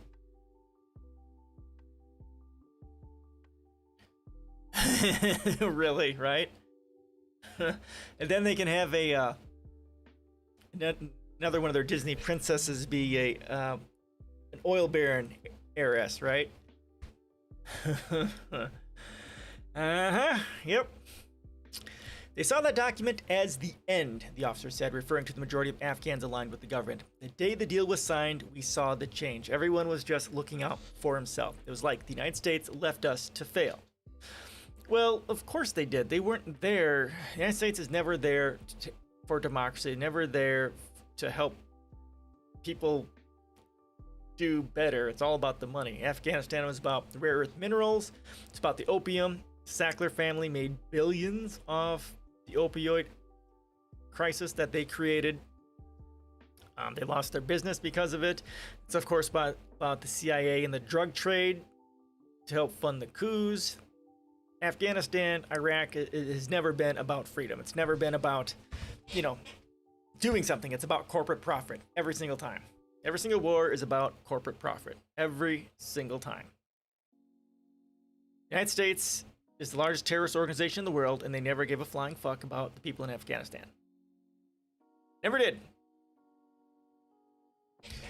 The negotiated surrenders to the Taliban slowly gained pace in the months following the Doha deal, according to the U.S. official and an Afghan officer. Then, after President Biden announced in April that U.S. forces would withdraw from Afghanistan this summer without conditions, the capitulations began to snowball. Yeah, I bet. As the militants expanded their control, government-held districts increasingly fell without a fight. Kunduz, the first key city overrun by the militants, was captured a week ago. Days of negotiations mediated by tribal elders resulted in a surrender deal that handed over the last government-controlled base to the Taliban. Soon after, negotiations in the western province of Herat yielded the resignation of the governor, top interior ministry and intelligence officials, and hundreds of troops. The deal was concluded in a single night. I was so ashamed, said a Kabul-based interior ministry officer, referring to the surrender of the senior ministry official Abdul Rahman in Herat. I'm just a small person. I'm not that big. If he does that, what should I do? Over the past month, the southern province of Helmand also witnessed a mass surrender, and as Taliban fighters closed in on the southeastern province of Ghazni, its governor fled under Taliban protection, only to be arrested by the Afghan government on his way back to Kabul. The Afghan military's fight against the Taliban involved several capable and motivated elite units, but they were often dispatched to provide backup for lesser, well-trained army and police units that repeatedly folded under Taliban pressure. So yeah, I mean, all the trillions we've poured into this, and their police and military hasn't done. There wasn't anything there, honestly. They kept relying on the United States to do everything because we were there protecting corporate interests. So why would we allow anyone else to actually be competent? Because if we train them to be competent, then they might try and overthrow us or kick us out. Can't have that. Never give the oppressed the tools to rebel against the oppressors, right? An Afghan Special Forces officer stationed in Kandahar, who had been assigned to protect a critical border crossing, recalled being ordered by a commander to surrender. "We want to fight. If we surrender, the Taliban will kill us," the Special Forces officer said. "Don't fire a single shot," the unit's commander told them as the Taliban swarmed the area, the officer later recounted. The border police surrendered immediately, leaving the Special Forces unit on its own. A second officer confirmed his colleague's recollection of the events. Unwilling to surrender or fight outmatched, the members of the unit put down their weapons, changed into civilian clothing, and fled their post. "I feel ashamed of what I've done," said the first officer. But he said, "If I hadn't fled, I would have been sold to the Taliban by my own government." When an Afghan police officer was asked about his force's apparent lack of motivation, he explained that they hadn't been getting their salaries. Several Afghan police officers on the front lines in Kandahar before the city fell said they hadn't been paid in 6 to 9 months. Taliban payoffs became ever more enticing. Again, money. Money, money, money, money. If the resources of the country had been common heritage to at least everyone in the country, a lot of this wouldn't be a thing. Without the United States, there was no fear of being caught for corruption. It brought out the traitors from within our military, said one Afghan police officer. Several officers with the Kandahar police force said corruption was more to blame for the collapse than incompetence. Honestly, I don't think it can be fixed. I think they need something completely new, said Ahmadullah Kandahari, an officer in Kandahar's police force. Yeah, so again, like we were talking about earlier, talking about UBI, reducing inequality and stuff like that, that would be the core of it. And like they're saying, some of the people weren't getting paid. People had housing, healthcare, and all that sort of stuff. That is something that they will fight for, and not necessarily allow some fundamentalist right-wing asshats to roll right in. But again, the Afghans weren't being taken care of. Whatever the United States was doing, they weren't there to help increase their infrastructure, increase their education, increase their healthcare, do anything to help them become more self-sustainable. Because if you want people to fight back, they need something to fight back for, and there's nothing there to fight back for. They're just trading one oppressor for a different one. In the days leading up to Kandahar's capture this month, the toll on the police had become visible. Pasha, the 34-year-old police commander, had been steadily retreating for more than 3 months. He had grown hunched in his attire.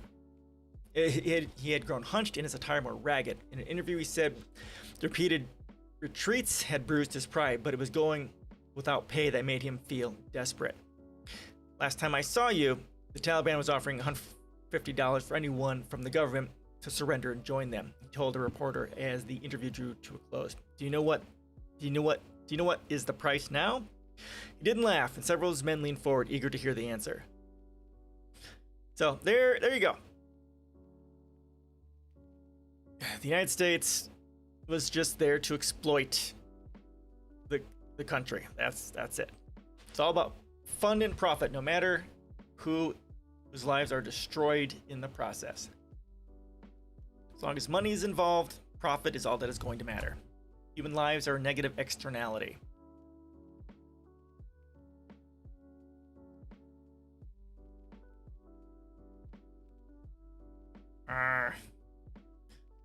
All right. Questions, comments, suggestions?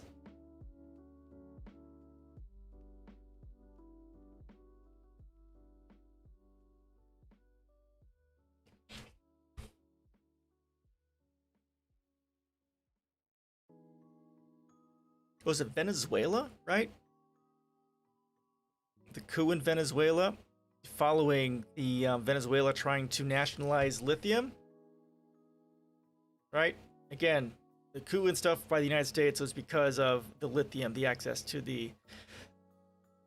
their stuff.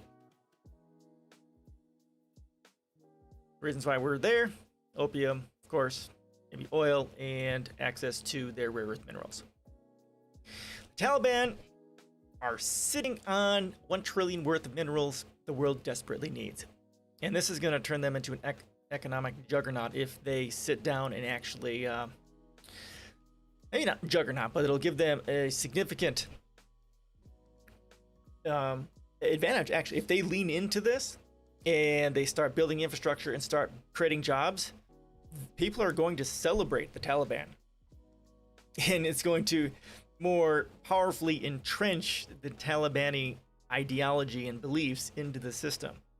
Now, from what we've seen from this article and a few other articles I've looked at, they've become much more sophisticated as an entity, really looking at how they can actually make a difference. Like over here,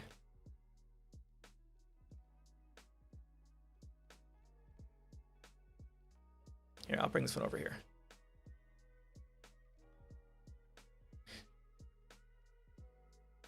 But the Taliban found a better way to cash in. They've become much more sophisticated in the way they're dealing with economics, and that is bad for, well, it's good for them in that they've learned how to make more money, but it also, if they're more effective at doing that, it'll further entrench them into the government and increase the loyalty of the people to the Taliban.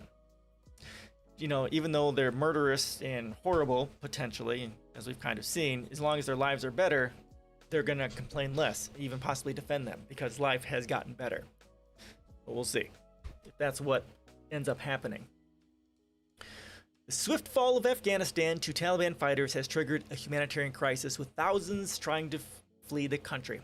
It's also brought renewed focus on Afghanistan's vast untapped mineral wealth, resources that could transform its economic prospects if ever developed. Afghanistan is one of the poorest nations in the world, but in 2010, U.S. military officials and geologists revealed that the country, which lies at the crossroads of Central and South Asia, was sitting on mineral deposits worth nearly $1 trillion. Supplies of minerals such as iron, copper, and gold are scattered across provinces. There are also rare earth minerals, and perhaps more importantly, what could be one of the world's biggest deposits of lithium, an essential but scarce component in rechargeable batteries and other technologies vital to tackling the climate crisis.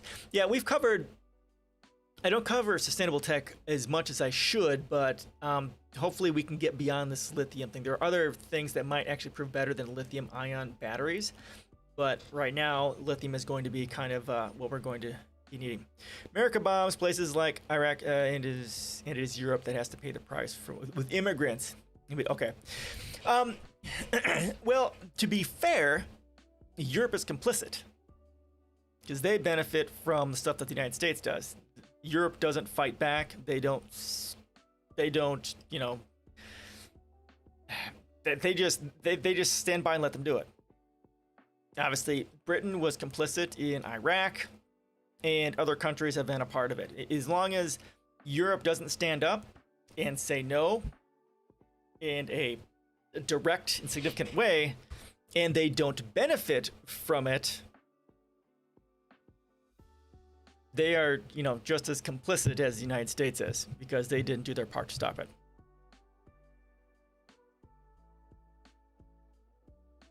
Immigrants in and of themselves are not a problem. Studies have shown that immigrants make a economies stronger and more diverse, which is always a good thing.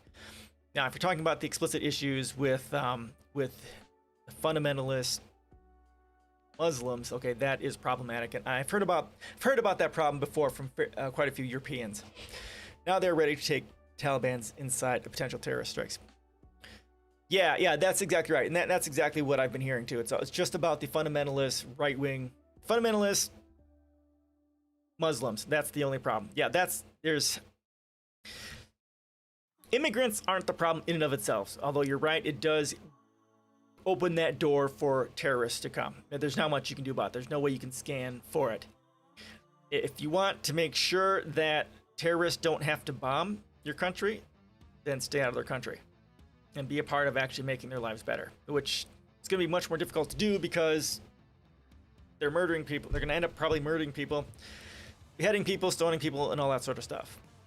And it's just like people talk, and you know, where how do we deal with the harm caused by the fundamentalism of their religion? I mean, how do we, as not just a country, but as a society, how do we apply pressure to countries which have severe humanitarian crises going on, inflicted by their own government? How do we deal with that? When we look at the United States, you know, people, well, a friend of mine popped on. He doesn't pop on all that often, Elidius. And we're talking about my foreign policies, you know, get the hell out of pretty much all the countries. Well, then who's going to be the world's police? Well, that's the exact worry that people have. Well, if we don't do it, you know, not that we are being the world's police, because we're not. We're just the largest terrorist organization in the world. But there is that delusion that we are the, quote, world's police. Now, do you want Russia to do it or China to do it? Like I say, it needs to be an international coalition, something less corrupt, I guess, than UN or NATO or something like that. Something that is truly, you know, there to make a difference, to help put pressure on them. I don't know how we can, you know, like I was saying, how do you put pressure on a country which is a theocracy when the only person they answer to is their God above, and no earthly court can judge them, right? I don't know what that answer is. I wish I did. I really wish I did. Okay. Supplies of minerals such as iron, copper, and gold are scattered across provinces. There are also rare earth minerals, and perhaps most importantly, what could be one of the world's biggest deposits of lithium. Okay, an essential but scarce component in rechargeable batteries and other technologies vital to tackling the climate crisis. Did I just go up? Afghanistan is certainly one of the regions richest in traditional precious metals, but also the metals needed for the emerging economy of the 21st century, said Rod Schoonover, a scientist and security expert who founded the Ecological Futures Group. Security challenges, a lack of infrastructure, and severe droughts have prevented the extraction of most valuable minerals in the past. That's unlikely to change soon under Taliban control. Still, there's interest from countries including China, Pakistan, India, which may try to engage despite the chaos. It's a big question mark, Schoonover said. Again, and Afghanistan and the other Middle Eastern countries are going to be devastated by climate change. Temperatures are going to keep getting higher and higher. People are going to start dying, and it's going to be horrible. So if the Taliban really, really wants to help cement their legacy as it may eventually be, they need to get into vertical farming, find a way to get water from the air, start planting trees, get into ending desertification, right? And all those sorts of things. They need to start taking care of their people, education. And honestly, if they wanted to, these places where they have the mines, they start setting up mining towns, right? Entire communities, self-sustainable, start ending the desertification, set up sustainable energy, start putting together communities basically under the ground so that they are covered and protected from the environment and the heat and the stress, and start doing all those sorts of things. And then they take care of their miners as a part of it and not murdering them for money. They could radically change the face of what the Taliban is and what that country is. They lean into that heavily. And if they were, be able to get access to other Western countries who want to be a part of that, there's a lot of money to be made and a lot of lives that could be changed by that sort of a thing. Huge potential. Even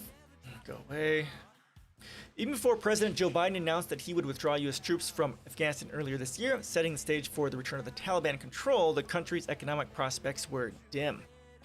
As of 2020, an estimated 90% of Afghans were living below the government-determined poverty level of $2 a day, according to a report from the U.S. Congressional Research Service published in June. In its latest country profile, the World Bank said that the economy remains shaped by fragility and aid dependence. Yeah, so we look at this, and this is a part of my policies as well. Let me go ahead and pop this up. Actually, I won't. It's the aid dependence. So this is, I'm assuming they're talking about the World Bank and the IMF, right? So again, if the West wants to help them grow, this aid dependence on the World Bank and the IMF, it can't be about the West stealing their resources and basically leaving these countries with nothing. Because that's what the IMF and the World Bank is. It's economic warfare by the global North versus the global South. And if we want radical change in this world, the IMF and the World Bank loans need to be not about raping these countries for their resources, but about increasing the infrastructure and the quality of life for the people. And many of these need to be grants and not loans. Like if the West wants to radically increase the quality of life in Afghanistan and actually, because then that would be done under the regime of the Taliban and they'll get the credit for it. Well, anyhow, if they want to make the world a better place over there, make these loans effectively grants if they meet certain targets. So if they send the infrastructure, put the infrastructure together, add the housing, add the schooling and stuff like that, as well as increase potentially decrease human rights violations, then the stuff becomes a grant. And if they maintain it for maintain those positive qualities for like a decade or something like that, then it becomes a grant and then it's free money. Then the world is a better place for it, because the closer and closer a country gets to a first world country, the better it is for everyone. Everyone benefits. Okay. Private sector development and diversification is constrained by insecurity, political instability, weak institutions, inadequate infrastructure, widespread corruption, and difficult business environment, it said in March. Of course, as you make life better for everyone, corruption will go down, and then a lot of the problems will go down. Many countries with weak governments suffer from what's known as the resource curse, in which efforts to exploit natural resources fail to provide benefits to local people and the domestic economy. And this is because the West, through the IMF and the World Bank, steal those resources. Even so, revelations about Afghanistan's mineral wealth, which built on earlier surveys conducted by the Soviet Union, have offered huge promise. And if Taliban is smart, they could build a significant legacy and entrench a love for the Taliban and the people, to an extent. Demand for metals like lithium and cobalt, as well as rare earth elements such as neodymium, is soaring as countries try to switch to electric cars and other clean technologies to slash carbon emissions. The International Energy Agency said in May that global supplies of lithium, copper, nickel, cobalt, and rare earth elements needed to increase sharply, or the world would fail its attempt to tackle the climate crisis. 3 countries, China, the Democratic Republic of Congo, and Australia, currently account for 75% of the global output of lithium, cobalt, and rare earths. Oh, wow. Democratic Republic of Congo. Interesting. Yeah, Australia, I'd heard recently that they've got some in China. Yes, China I knew was a bastion of rare earth minerals. Okay, interesting. China, Democratic Republic of Congo, and Australia.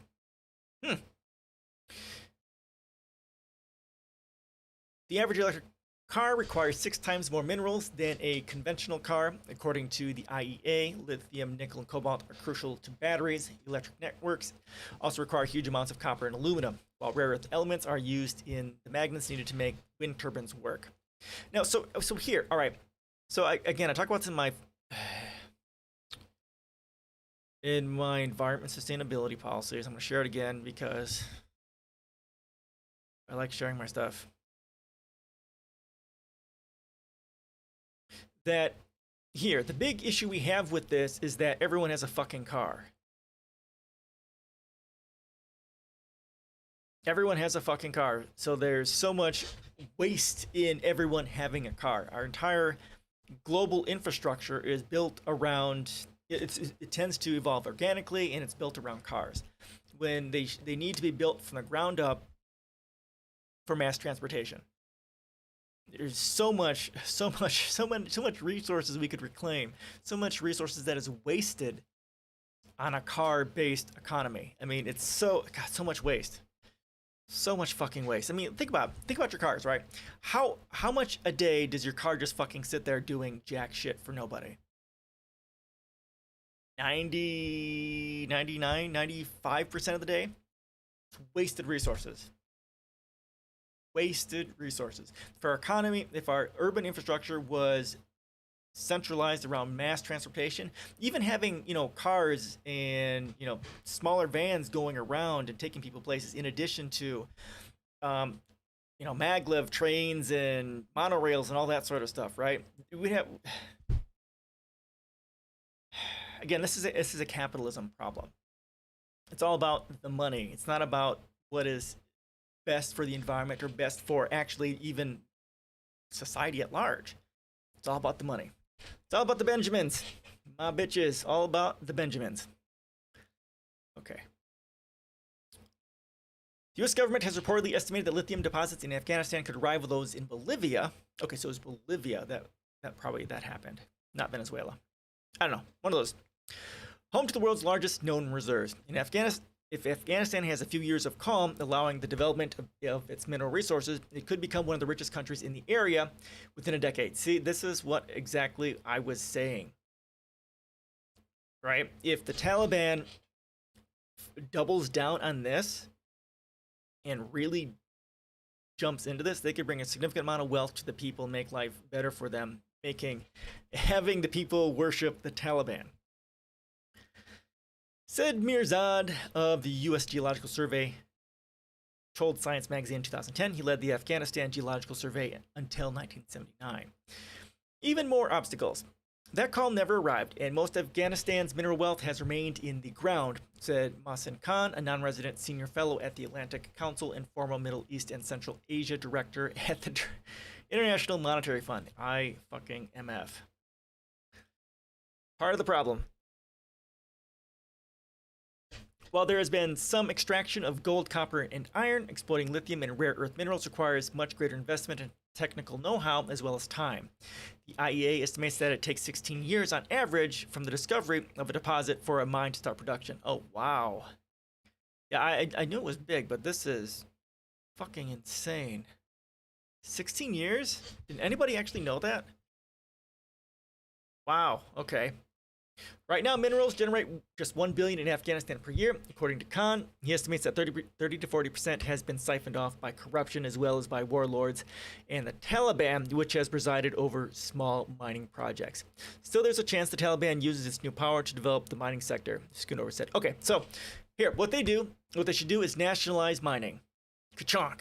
There you go. Nationalize mining and go from there. You can imagine one trajectory is maybe there's some consolidation and some of this mining will no longer need to be unregulated, he said. Yeah, exactly. Nationalize it, regulate it, and fucking dump money into it. The Schoonover continued. The odds are against it, given that the Taliban will need to devote its immediate attention to a wide range of security and humanitarian issues. The Taliban has taken power, but the transition from insurgent group to national government will be far from straightforward, said Joseph Parks, Asia security analyst at risk intelligence firm Verisk Maplecroft. Functional governance of the nascent mineral sector is likely many years away. Well, it could be.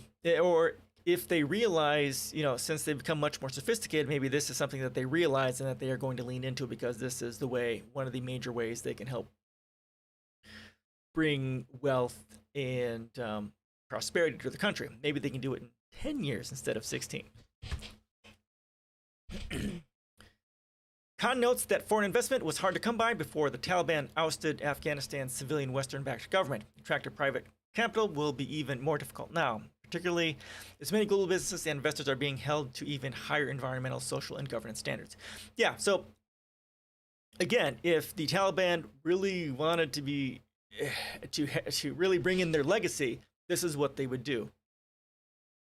Lean into the mining, high environmental, social, and governance standards. This is how they radically transform Afghanistan. be the example that the rest of the world is missing. Who's going to invest? Of course, even if they do this, they're still going to be, executing people for apostasy and stuff like that and stuff. But at least that part will be an example. Who's going to invest in Afghanistan when they weren't willing to invest before? Khan said private investors are not going to take the risk. China might. China might dump shitloads. They're too busy executing people, right? Well, that might be. I mean, everyone needs a hobby, right? I mean, yikes. But you never know, right? The one article over here, I'll go and throw this up here because we're not going to get to it. I'll throw this on you guys. You guys take a look at it. This one's saying they're getting more sophisticated. Maybe their sophistication has gotten sophisticated enough that they're going to get this. But I don't know. We'll see. This next decade is going to be telling. Again, China is the one who's probably going to might be willing to invest in there. U.S. restrictions could also present a challenge. The Taliban has not been officially designated as a foreign terrorist organization by the United States. However, the group was placed on the U.S. Treasury Department list of specifically designated global terrorists and especially designated national list. Yeah, China and Russia might be the ones who may invest in this as another way to cement getting around the United States' hegemony.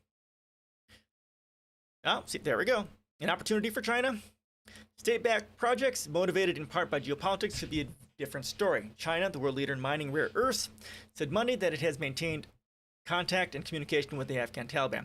So yeah, China could start dumping money into China, or China could be dumping money into Afghanistan, say, hey, we have the ability to process stuff.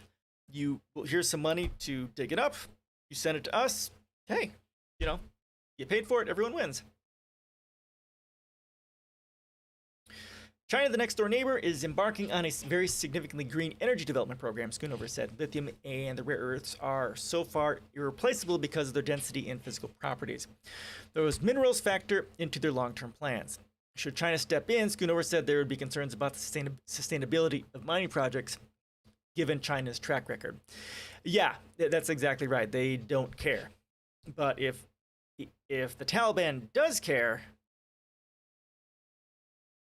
when mining isn't done carefully, it can be ecologically devastating, which harms certain segments of the population without a lot of voice. Yeah, because this is capitalism, right? Capitalism doesn't care who it destroys as long as money is made. Again, it's that interdependence, right? Capitalism abjectly rejects our mutual interdependence with humanity in the natural world. Equity, right, sustainability, rejects all these things because profit is all that matters.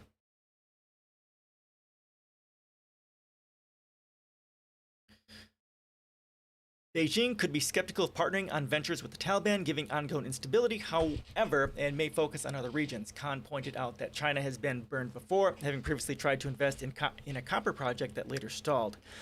I believe they'll prioritize other emerging frontier geographies well before Taliban-led Afghanistan. Yeah, but they're definitely going to keep their ears on the ground to see how it's going. If the Taliban is willing to start fronting the money to get things started, and they're showing the efficiency and stuff like that, China and Russia will probably be all over that. All right, my peeps. I've reached my 2-hour mark. And I's got to go, so the wife and child can be unleashed after streaming. Any last minute questions, comments, suggestions before we call this a day? And again, if you haven't followed me, please go ahead and follow me. I stream on Tuesdays and Thursdays at 5 p.m. Central, and Saturdays at 3 p.m. Central US. I also have my About section, my blog, my policies, Discord, Twitter, if you want to donate, Patreon, all that sort of stuff is over there too. Let's call for comments. Then on my Discord, I also do have different areas with links and stuff that we go over sometimes. In the stream stuff, content covered, I have a Reddit page where I give all the links that we go over. And also link to the YouTube. So this is also streamed to YouTube as well. So if you missed something, you can watch on Twitch or you can watch on YouTube.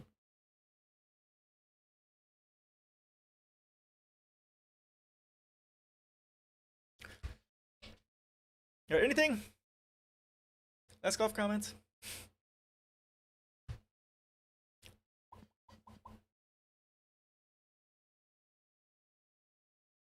All right, everyone. Thank you so much for gifting me with your time. I really do appreciate it. Have a great weekend.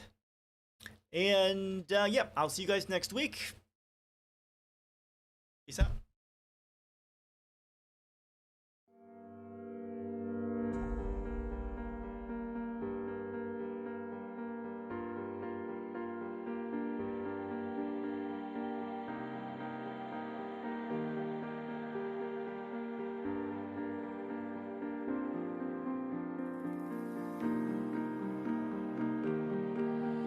Just me and you, let's make up all the rules.